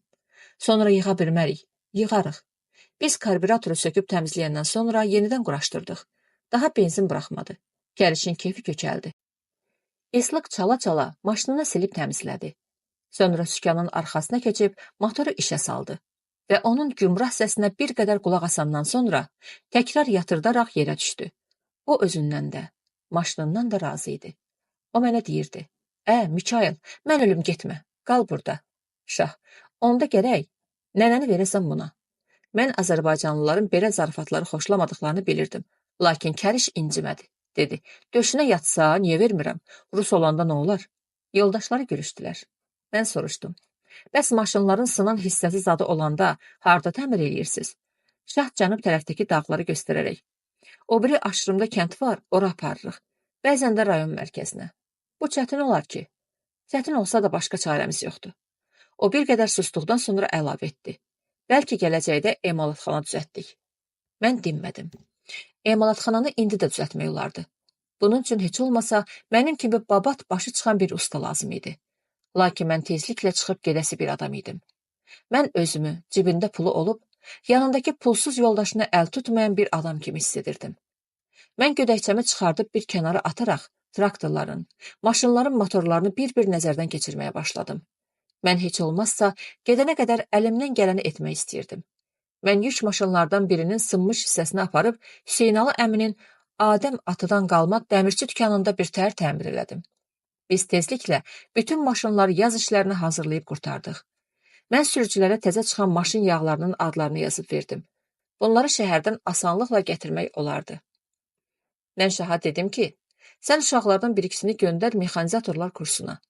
İndiki zamanda emalatxansız iş görmək olmaz. Özü də Qartallı dərə kimi uzaq bir kənddə. Hava bir-iki dəfə tutulsa da açıldı. Yaz sürətlə yaxınlaşırdı. Qartallı dərənin qarları, buzları əriyirdi. Şah yaza hazırlaşırdı. O yaz əkinlərinin başlamasını səbirsizliklə gözləyirdi. Mən onu başa düşürdüm. Bu saat ən mühüm məsələ kənddə möhkəm yem bazası yaratmaqdan ibarət idi. Yalnız bundan sonra başqa işlərlə məşğul olmaq mümkün idi. Şah əvvəlki kimi hər axşam Səlimənin yanına gedirdi. Yuxarıda dediyim kimi, çox vaxt mən də gedirdim. Şahla Səlimənin barəsində bəzi sözlər qulağıma çatırdı. Bir gecə Şah Səliməgilə getmişdi. Evdə ancaq Gülünsə xala ilə mən qalmışdıq. Bəndalı dayı da aşağıda qışlaqda idi. Gülünsə xala sobanın böyründə əyləşib corab toxuyur. Mən də stolda oturaraq Səlimədən aldığım Novi Mir jurnalına baxırdım. Birdən xoruz banladı. Arvad bir an əl saxlayaraq qəddini düzəldib mənə baxdı. Sonra dərindən nəfəs alıb yenə də işinə davam etdi. Mən Azərbaycanca danışa bilmədiyimə təəssüf edirdim. Bununla belə özümü saxlaya bilməyərək ona dedim. Səlimə yaxşı qız. Arvad başını qaldırıb təəccüblə mənə baxdı. Mən eyni hərarətlə əlavə etdim. Çox yaxşı qız. O qaşlarını çatıb xeyli sustu. Sonra təkrar başını qaldırıb mənə acıqlı-acıqlı nə isə dedi. Corabı yerə atıb dəmir maşanı götürdü və sobanın ağzını açıb gözləri qarışdırdı. Sonra qapını çırpıb örtərək, yenə də mənə müraciətlə bəkdən-bəkdən danışdı. Mən yalnız özbək, qız sözlərini seçirdim. Mən gülümsəyir və Səlimə çox yaxşı qız deyə təkrar edirdim. O birdən nitqini kəsib mənə amansız bir nəzər saldı. Sonra mən başa düşüm deyə qırıq-qırıq dedi. Sən baş yox, şahlar baş yox. Sonra ayağa qalxaraq o biri otağa keçdi. Elə bu zaman şahlar gəldi. Onun keyfi kök idi. Mən ona baxıb bəkdən güldüm. O paltosunu çıxara-çıxara soruşdu. Nə olub? Biz dalaşdıq. Nə üstə? Mən cavab vermək istəyirdim ki, Gülünsə xala o biri otaqdan gəlib şaha müraciətlə əlini ölçə-ölçə nə isə dedi. Şah axıra qədər qulaq asıb 3-4 kəlmə ilə cavab verdi. Gülünsə xalanı təzdən od götürdü və o bir xeyli danışandan sonra qapını çırpıb getdi. Mən şahdan soruşdum. Nə deyir? Bilmirsən nə deyir? Axı o nəyə görə qızla belə düşmən olub? Mənim onunla evlənməyimi istəmir. Nə üçün? Deyir ata-anasını, əslini, kökünü tanımırıq. Nə yuvanın quşu olduğunu bilmirik. Yaşda məndən böyükdür. Şah bir qədər susub sonra davam etdi. Ancaq əsl məsələ bunda deyil. Bəs nədədir? Əsl məsələ odur ki, anamın bütün fikri, xəyalı Güləbətinin yanındadır. Bəyəm sən onu istəmirsən? Yox. Elə isə anan nə üçün belə edir? Ona görə ki, Güləbətin Çıraq dayının qızıdır. Nə olsun? Çıraq dayı isə rayonda 5 adamın biridir. Böyük arxadır. Səlimənin kimi var? Mən yumruğumu düyünləyərək stola çırpdım. Səlimənin bizim kimi dostları var. Şah papiros çıxarıb yandırdı. Mən ona diqqətlə baxaraq dedim. Bəlkə tərəddüd edirsən? Yox. Mən şahı yaxşı tanıyıram. Yox dedi, qurtardı. Fələk də gəlsə, onu sözündən döndürə bilməz. Birdən-birə Güləbətin bütün gözəlliyi ilə gözlərim qarşısında canlandı. Onun təbəssümü, baxışı mənə həddindən artıq təkəbbürlü və amansız göründü. Onun şaha bərk meyli olduğuna şübhə yox idi. Mən, bura bax şah, dedim, sən toyu gecikdirmə. Yaz əkinini qurtaraq sonra. Yaz əkininin ona nə dəxli var? Ürəyimiz biraz sakit olsun. Şah, onu bil ki, Səlimi çox yaxşı qızdır. Mən isə Səlimi haqqında, onun həmişə gülən gözlərindəki ifadə haqqında şeir yazmaq istəyirdim. Mən Səliməni görəndə, Markonun məni sevdiyi çağlar yadıma düşürdü. Onun məni əbədi atmış olduğuna inanmaq istəmirdim. Nəhayət bir gün, ərimiş qarlar altından baş qaldırmış çox kiçik bir nərgizgülü gördük. Sonra Novruz bayramı gəldi. Bayram axşamı Qartallı dərə tamam bir əfsanəyə, bir nağla bənzəyirdi. Hələ biraz işıq olan bulutsuz səmanın fonunda tonqallar yanırdı. Uşaqlar, gənclər səsküy salaraq bu tonqalların üzərindən o yan bu yana tullanırdılar. Göyə qalxan alovlar gülümsəyən şən üzləri işıqlandırırdı. Uşaqlar məni dartışdıraraq, Mikail, sən də tullan, deyə qışqırırdılar. Mən gödəkçəmin ətəklərini yığışdıraraq, daldalı çəkilib böyük tonqalın üstündən məharətlə tullandım. Hamı gülüşdü. Mən qızışıb bir də geri tullandım. Gülüşlər qəhqəhyə çevrildi. Sobanın üstündə dəm olan plovun ətri otağa dolmuşdu. Bəndalı dayı, mən və şah yerə salınmış döşəkçələr üzərində əyləşib çay içirdik. Gülnisə xala bayram münasibəti ilə süfrəyə qovrulmuş buğda, qoz ləpəsi, noğul, kişmiş, xurma qoymuşdu. Bəndalı dayı təzə frenç və şalvar giymişdi. O arvadından nə isə soruşdu. Mən yalnız zootexnik sözünü başa düşərək qulağımı şəklədim. Gülnisə xala aş qazanının ağzını açıb baxaraq dinmədi. Şah narahat halda gözlərini yerə dikmişdi. Mən pıçıltı ilə ondan soruşdum. Bəndalı dayı nə deyir? O mənim üzümə baxmadan cavab verdi. Deyir ki, nə üçün zootexnikə də çağırmamısınız? Mən Bəndalı dayıya xitabən, bu saat deyə ayağa qalxdım. Mən içəri daxil olanda Səlimə əlində nə isə tikir, şofer Sultanın balaca qızı Salatın da qabağında əyləşərək diqqətlə ona tamaşa edirdi. Səlimə gülümsəyərək oturmaq üçün mənə yer göstərdi. Yox, oturmayacağam, dedim. Sizin dalınızca gəlmişəm. Nə olub? Necə nə olub? Bəs bayram axşamı deyil?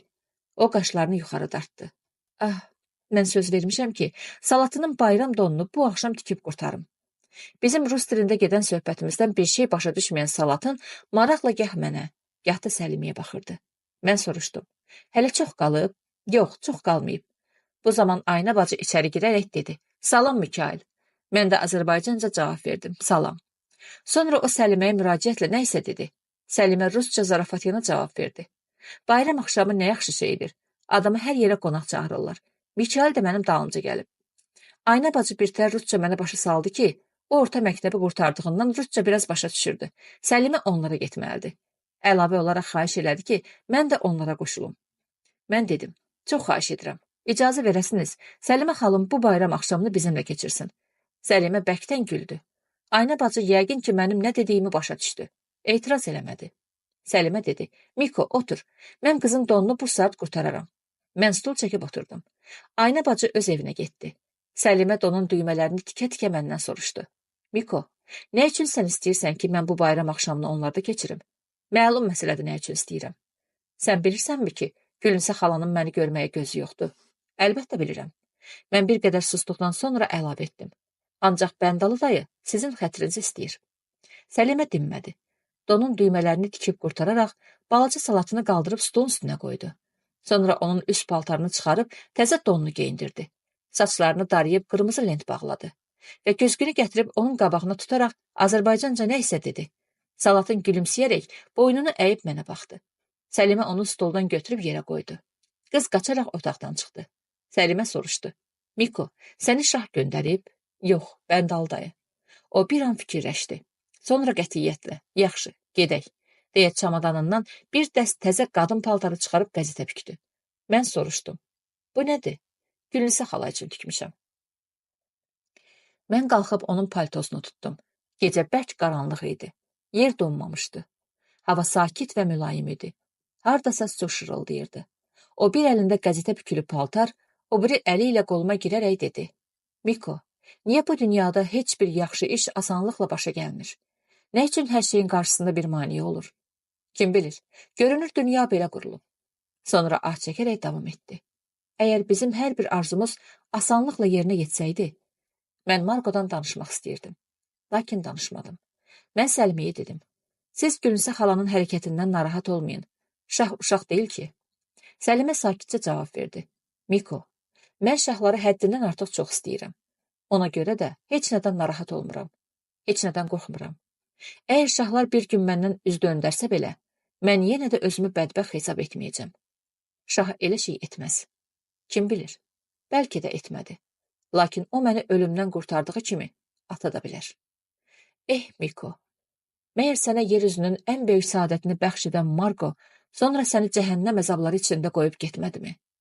Biz içəri girdikdə Bəndalı dayı qalxıb hörmətlə Səlimənin salamını alaraq yuxarı başda yer göstərdi. Səlimə Gülünsə xalanın təzə paltarını ona təqdim etdi. Arvad gülümsəyərək nə isə dedi. Lakin Səlimə nəzərlərini ondan çəkib şaha baxdıqda, arvadın gözləri balasına toxunulan dişi pələng gözləri kimi parıldadı. Və o Səliməyə heç bir təşəkkür falan etmədən paltarı aparıb yuxarı başdakı stolun üstünə qoydu.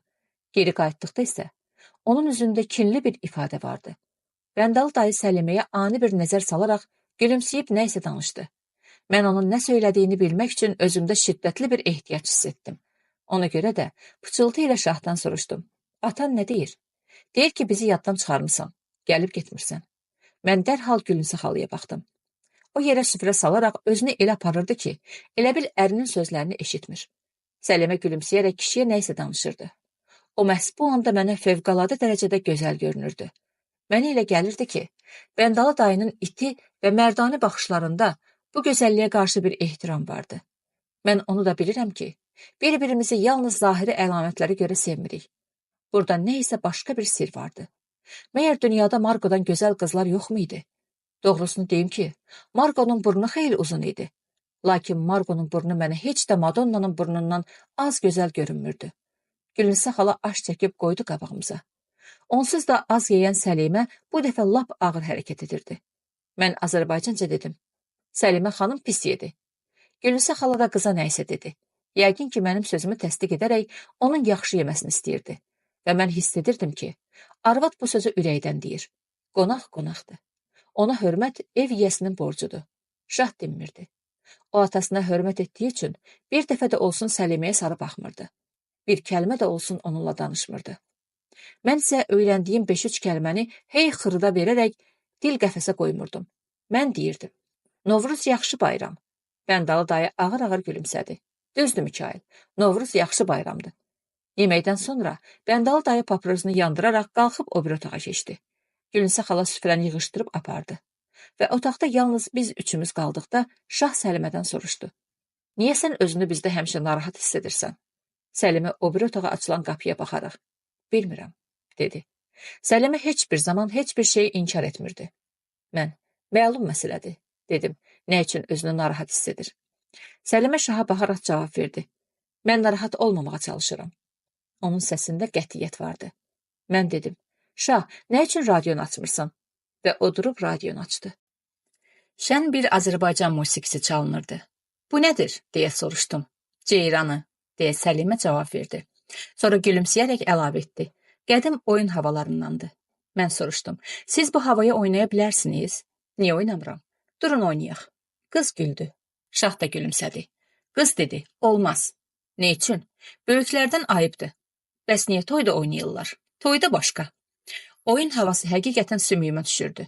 Biz susarkən o bir otaqda Gülünsə xalanın yavaşdan nə isə danışdığı eşidilirdi. Biz biraz daha oturandan sonra qalxdıq. Şahla mən Səliməni öz evinə ötürüb qayıtdıq. Yolda Şah mənə dedi. Miko, anam ipə sapa yatmır ki, yatmır. Mən bir qədər fikirləşəndən sonra, hər halda, dedim, səbirlə hərəkət etmək lazımdır. Bahar sürətlə gəlirdi. Qayalardan tökülən suların şırıltısı artırdı.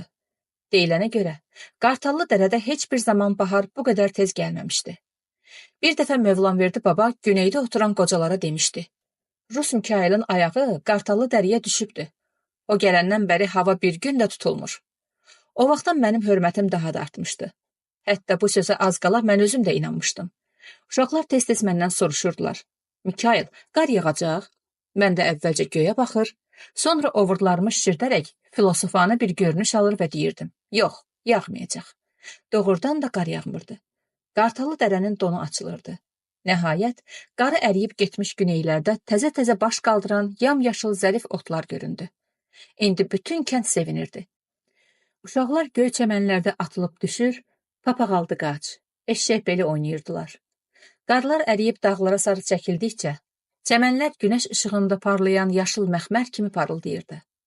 Sonra balaca otların içində ağ, qırmızı, sarı, çəhrayı çiçəklər göründü. Onlar sanki bizə və günəşə baxıb gülümsəyirdi. Onların üzərində arılar, tünd qırmızı uçağan böcəklər hərlənirdilər. Bir səhər durub gördük ki, Qartalı dərənin yamacları qıpqırmızı lalə ilə örtülüb. Günlər qızdıqca, qarlar dağların zirvələrinə çəkilir. Sıldırım qayaların arasından gürültü ilə sellər axırdı. Nəhayət malqaranın tövlələrdən çıxıb otlaqları getdiyi gün az qala bir bayrama çevrilmişdi. Mən bütün qışı yarı ac, yarı tox keçirmiş heyvanların körpə otları necə tələsi-tələsi yediklərinə tamaşa edir və bizim Ukrayna çöllərini xatırlayırdım. Yəqin ki, indi orada da bu cür ot qalxıb. Radio Ukraynada da havaların yaxşı keçdiyini xəbər verirdi. Qartallı dərədə ikinci böyük sevinç traktorların tarlaları çıxdığı gün oldu. Şah bozürgənin üstündə hey ora-bura çapır, şumun istənilən dərinlikdə olmasına xüsusi diqqət yetirirdi. Onun cidd-cəhdindən sonra Qartallı dərəlilər bu il keçən ildəkindən 50% artıq qarğıdalı əkirdilər. Traktorçular yorulub tənəffüsə çıxdıqda mən onlardan birini əvəz etmək istədim. Briqadir xan Hüseyin əvvəl razı olmadı. Şah, qoy sürsün, dedi. Köhnə traktorçudur. Şah mənim 2 il traktor işlətdiyimi bilirdi. Mən traktorun üstünə qalxdıqda ilk gənclik illərim yadıma düşdü. Ukrayna tarlaları belə daşlı kəsəkli, enişli yoxuşlu deyildi. Ukrayna çöllərinin mahnısı Dneprin axşamı kimi mülayimdi. Qartallı dərədən qalxan nəğmələr isə sərt və coşğundu. Lakin şumun ətri orada da, burada da eynidir. Günortadan sonra Səlimə də bizim yanımıza gəldi. Miko, sən traktor sürmək də bilirsənmiş, deyə o mənə baxıb gülümsədi. Şah dedi, Miko şeytanın dilində bilir. Mən gözümün üstünə tökülən saçlarımı yana verərək dedim. Düz demirsən, Şah, əgər şeytanın dilini bilsəydim, qoymazdım Marqonu yoldan çıxarsın. Briqadir xan Hüseyin bəkdən güldü. Marqonun kim olduğunu artıq Qartalı dərədə bilirdilər. Yenə də Marqo, deyə Şah qəzəblə mənə baxdı. Mən bəkdən səsləndim. Yaxşı, Şah, söz verirəm ki, bir də onun adını tutmayım. Lakin heç yarım saat keçməmişdi ki, mən əvəz etdiyim traktorçunun əlində 2 böyük ağ göbələk olduğu halda dərədən çıxdığını görüb dedim. Yadındadırmı, Şah? Marqo yaman göbələk xoşlayırdı. Şah acıqlı-acıqlı mənə baxaraq dedi. Səndən adam olmaz, bəs salam. Briqadir xan Hüseyin qəhqəhə ilə güldü. Ay sən, Mikail. Mən hər zaman Marqodan danışanda olduğu kimi, indi də Səlimənin təbəssümündə gərgin, narahat bir hal var idi. Mən traktoru sürüb onlardan uzaqlaşdım. Mən özümü məzəmmət edirdim. Kişisən, çıxar bu Marqonu başından. Ancaq Marqo doğrudan da təzə göbələkdən ötürü ölürdü. Yaz vaxtı biz həmişə təlimdən qaydanda mən meşədən onun üçün çoxlu göbələk yığıb gətirərdim. O da bu göbələkləri yağda qovurub üstünə yumurta çırpardı. Marqonun bişirməyinə söz yox idi. Onun xarçosunu yeməklə doymaq olmurdu. Ancaq yaman istiotlu eləyirdi. O qədər istiotlu eləyirdi ki, adamın gözündən yaş çıxırdı. Onun özünün vecinə deyildi. Elə bil ki, bal yeyirdi. Ona görə də mənim bulaq kimi su axan gözlərimə baxıb qəhqəhə ilə gülərdi. Deyərdi ki, Miko, qanın çox soyuqdur. Qoy biraz qızışsın. Bəlkə mənə çatasan. Marqo doğrudan da ot alov idi. Miko, çıxar bu Marqonu yadından. Marqonun acı, tünd yeməkləri xoşlamasının eybi yox idi. Ancaq papiros çəkməsi yaxşı deyildi. Mən qadınların papiros çəkməyini xoşlamıram.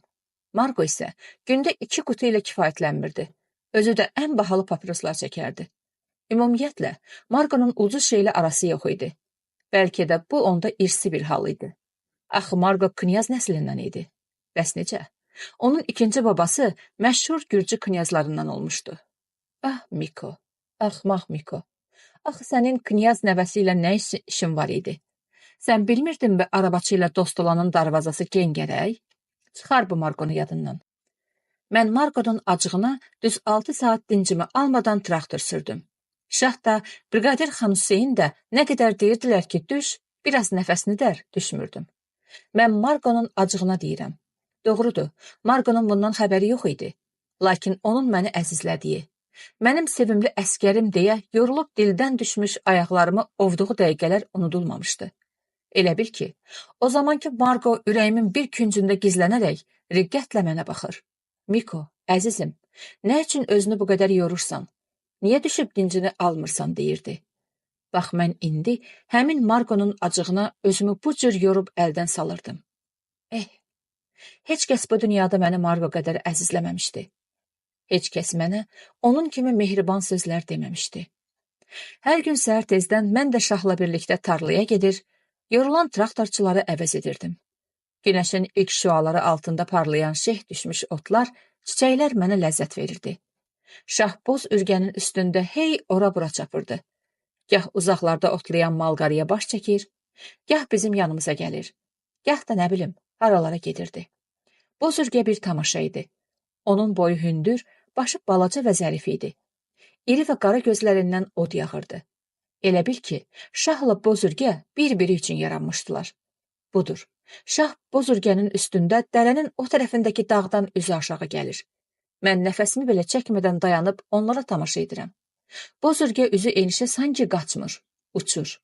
Qayaların, çuxurların üzərindən atlanaraq uçur. Mən üzümü döndərib Səliməyə baxıram. Mən qızın qorxduğunu zənn edirdim. Lakin onun gözləri həmişəki kimi sakitcə gülümsəyir. Boz ürgə dərəni keçərək yamaca diklənir və 2 dəqiqə çəkmir ki, bizə çatıb dayanır. Boz ürgə yüyəni gəmirərək gömgöy səmanın fonunda incə və səkil ayaqları üzərində şahə qalxır. Şah əyilib sol əli ilə yavaşca onun boynuna vurur. Səlimə baxıb gülümsəyir. Şah sıçrayıb düşür və bizdən uzaqlaşmaqda olan traktorun ardınca nəzər salır.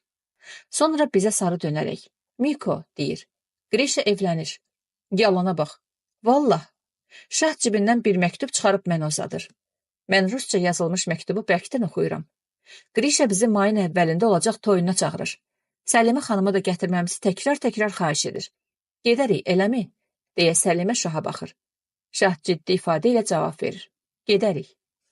Keçmə bu şahın xasiyyətindən. Onun hətta Səliməyə qarşı da özünü bu qədər tox tutması məni açmır. Marqo da həmişə mənə deyərdi. Deyərdi ki, sənin bu dostun deyəsən, doğrudan da özünü şah hesab eləyir. Elə bil ki, alçaq dağları bu yaradıb. Mən də Marqonu inandırırdım ki, şah özünü çəkən deyil, onun xasiyyəti belədir. Marqo o qədər də adam tanıyan deyildi. Əgər adam tanıyan olsaydı, o tox öküzə qoşulub getməzdi. Ancaq kim bilir?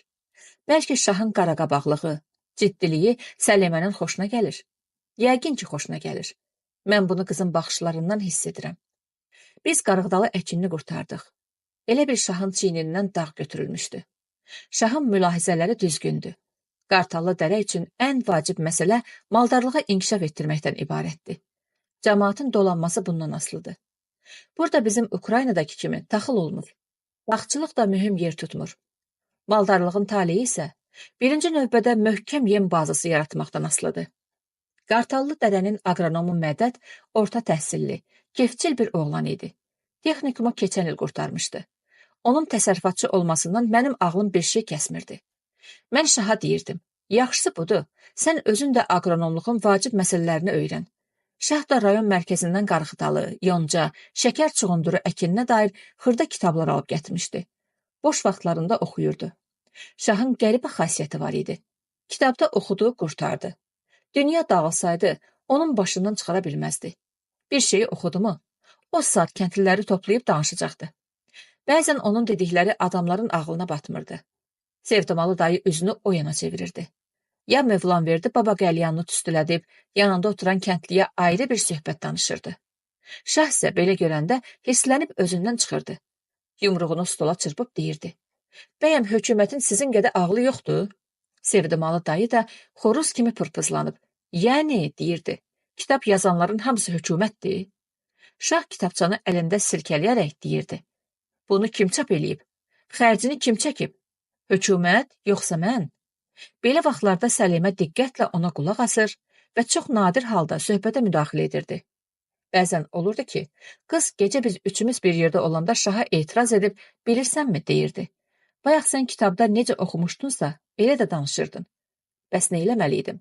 Deyə şah qızararaq soruşdu. Yerli şəraiti nəzərə almaq lazımdır. Qartallı dərə dəniz səthindən 1800 metr hündürdədir. Və s. O da çox qəribə idi ki, hamıya qarşı tərsin biri olan şah Səlimənin tutduğu iradlardan incimirdi. Qız onun səhvlərindən danışdıqda, oğlan elə bir ki, quzuya dönürdü. Gözlərini aşağı dikərək dinləyir. Sonra dərindən nəfəs alaraq təqsirkar halda, görünür elədi, deyə astadan səslənirdi. Bir dəfə şah mənə dedi, Miko, Səlimənin yanında mən özümə çox pis görünürəm. Nə cür pis? Deyə mən soruşdum. Avam, yonulmamış bir heyvərə. Öz boybuxunun belə mənə həddindən artıq uzunduraz görünür. Özüm öz səsimdən ürkürəm. Mən filosofani bir görkəm alaraq soruşdum. Şah, sən ömründə başqa bir adamın da yanında özünü belə hiss etmisənmi? Şah dərhal cavab verdi. Heç bir kəsin. Bu hal məndə birinci dəfədir. Mən dərin düşüncələrə dalaraq, nəhayət başımı qaldırıb təntənə ilə dedim. Şah, mən çox şadam ki, sən Səlimənin yanında özünü belə hiss edirsən. Şah asta və kədərli bir səslə soruşdu. Miko, sən bunu yaxşı əlamət hesab edirsən? Mən dedim. Şah, yadındadırmı? Biz birinci dəfə Margo ilə tanış olanda, Şah qəzəblə mənə baxdı. Miko, yenə Margo? Təqsirkaram şah, lap yadımdan çıxmışdı. Ancaq mən şaha bığ əhvalatını xatırlatmaq istəyirdim. Mən Margo ilə tanış olandan sonra bığımı gündə bir şəklə salırdım. Gah nazik gürcü bığı eləyirdim, gah burnumun qabağında balaca bir şey saxlayırdım, gah çeçen bığı kimi uzadıb uclarını altdan yuxarı bururdum. Axırda bölük komandiri leytenant Sergeyev dedi ki, bura bax Miko, sən bu bığınla çoxmu oynayacaqsan? Leytenant bilmirdi ki, mən bığımı nə şəklə salırdımsa, yenə də özümdən razı qala bilmirdim. Hər dəfə mənə elə gəlirdi ki, bığımın bu şəkildə olması Margonun xoşuna gəlmir. Sən demə, mənim bığımın olub-olmamasından heç onun xəbəri yoxmuş. Çünki mən leytenantın sözündən sonra bığımı tamam qıxdım. Dedim görək Margoya necə təsir edəcək. Lakin gördüm, Margo heç bir söz demir. Axırda özümü saxlaya bilməyib, əlimlə burnumun qabağını göstərərək soruşdum. Margo, belə yaxşıdır, yoxsa bığlı? O təəccüblə üzümə baxaraq. Miko, dedi, bəyəm sənin bığın vardı? Mən Margodan küstüm. Axı buna kim dözərdi? Nəhayət şahla Qrişa əhvalatı bildilər. Məni zorla götürüb, bəli, zorla Margonun yanına apardılar. Onu mənə qarşı diqqətsizlikdə təqsirləndirdilər. Margo ipək kimi yumşaq təbiətli idi. Günahını boynuna aldı və biz barışdıq. O gecə şah məni bığ məsələsi üçün məzəmmət etdi. Bir gör nə axmaq şey üstündə baş sındırırsan. Ancaq Qrişa məni müdafiə etdi. Bunlar hamısı məhəbbətin şiddətindəndir, dedi. Mən indi şahın borcunu özünə qaytarmaq istəyirdim. Lakin Margonun adını bir də dilimə gətirməyəcəyimə söz vermişəm.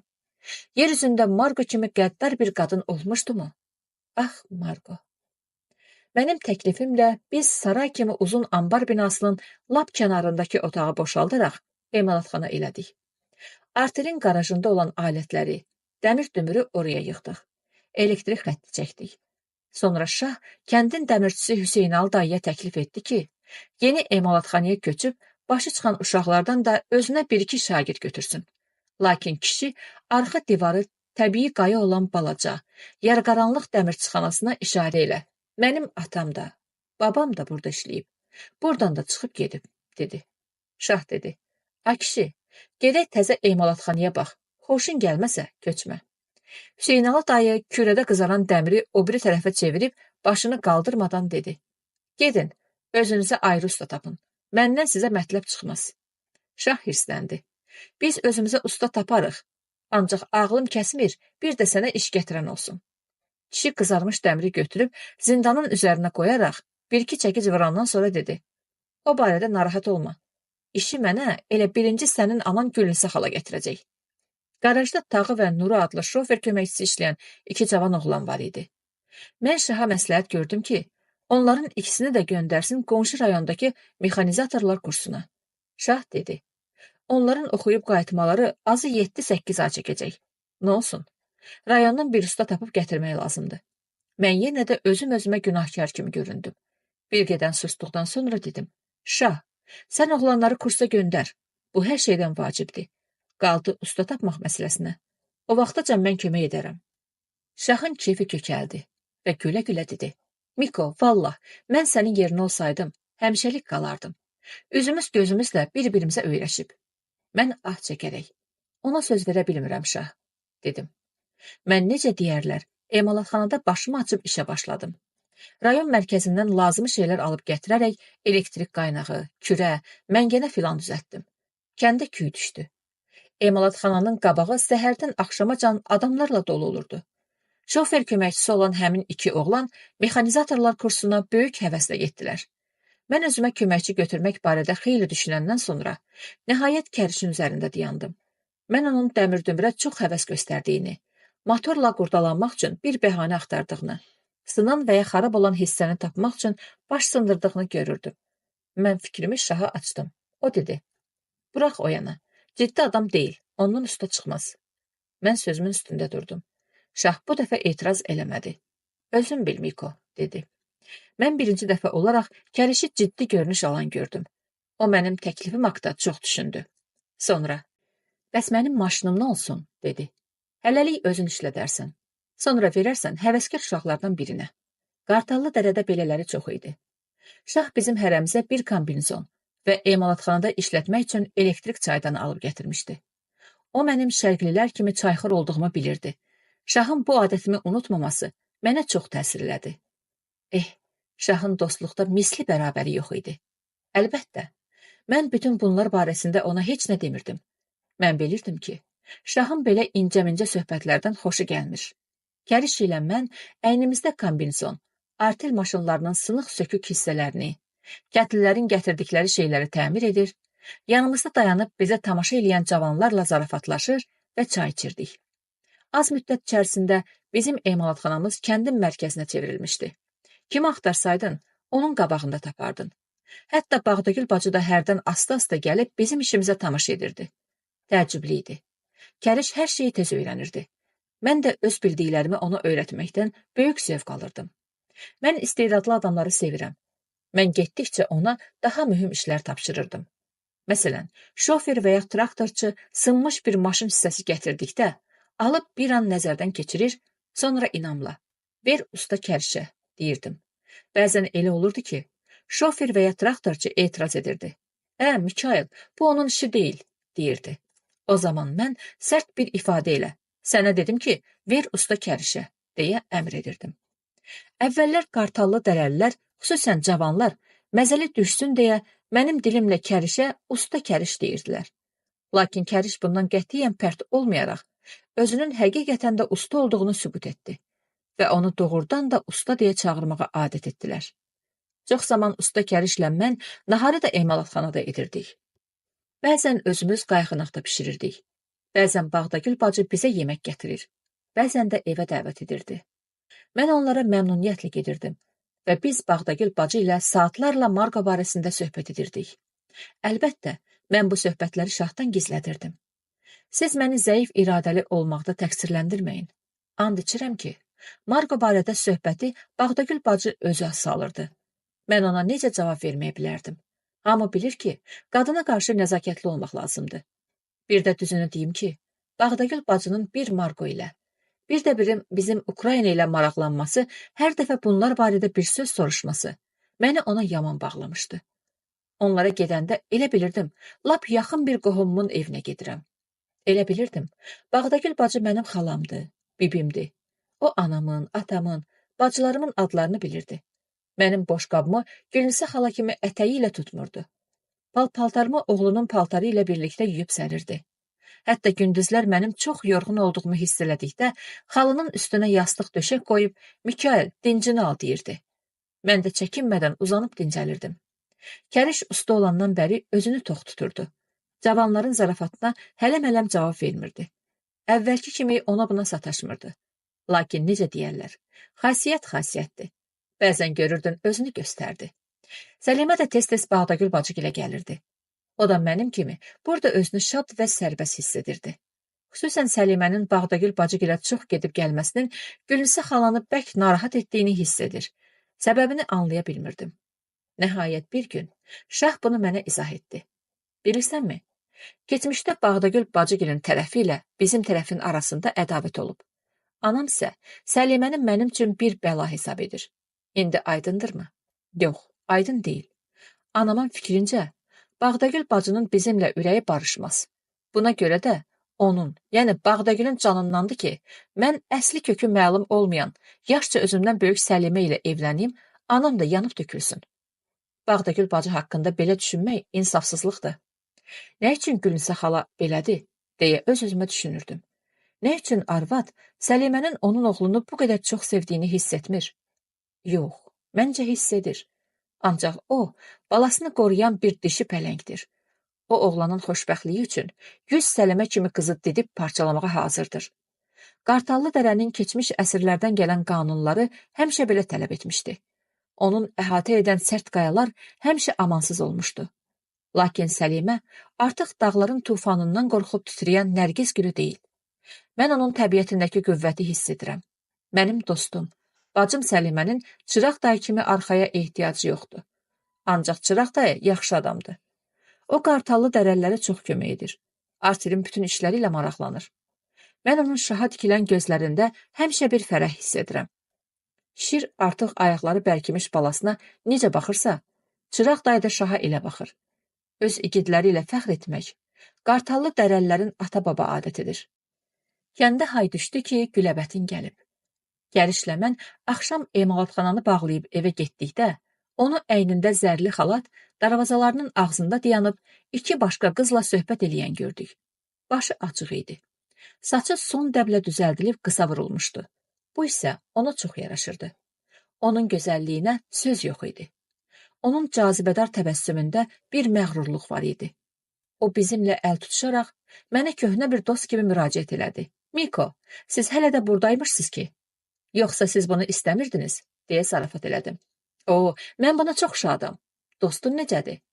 İndi mənim burada dostum çoxdur. Hansını soruşursunuz? O təkrar gülümsədi.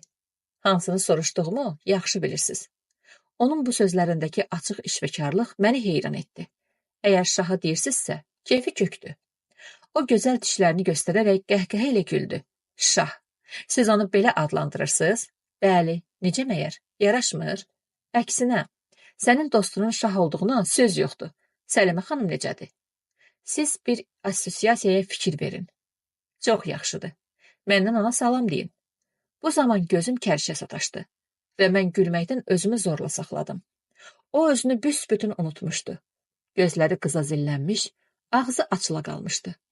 Biz Güləbətindən ayrılıb bir qədər uzaqlaşandan sonra o dedi. Miko, dünyada belə gözəl görmüsən? Mən cavab verdim ki, görmüşəm. Harda? Elə lap burada. O təəccüblə soruşdu. Kimdir o? Səlimə. Sən nə danışırsan? Səlimə hara, o hara? Zalım qızı çıraq kimi yanır.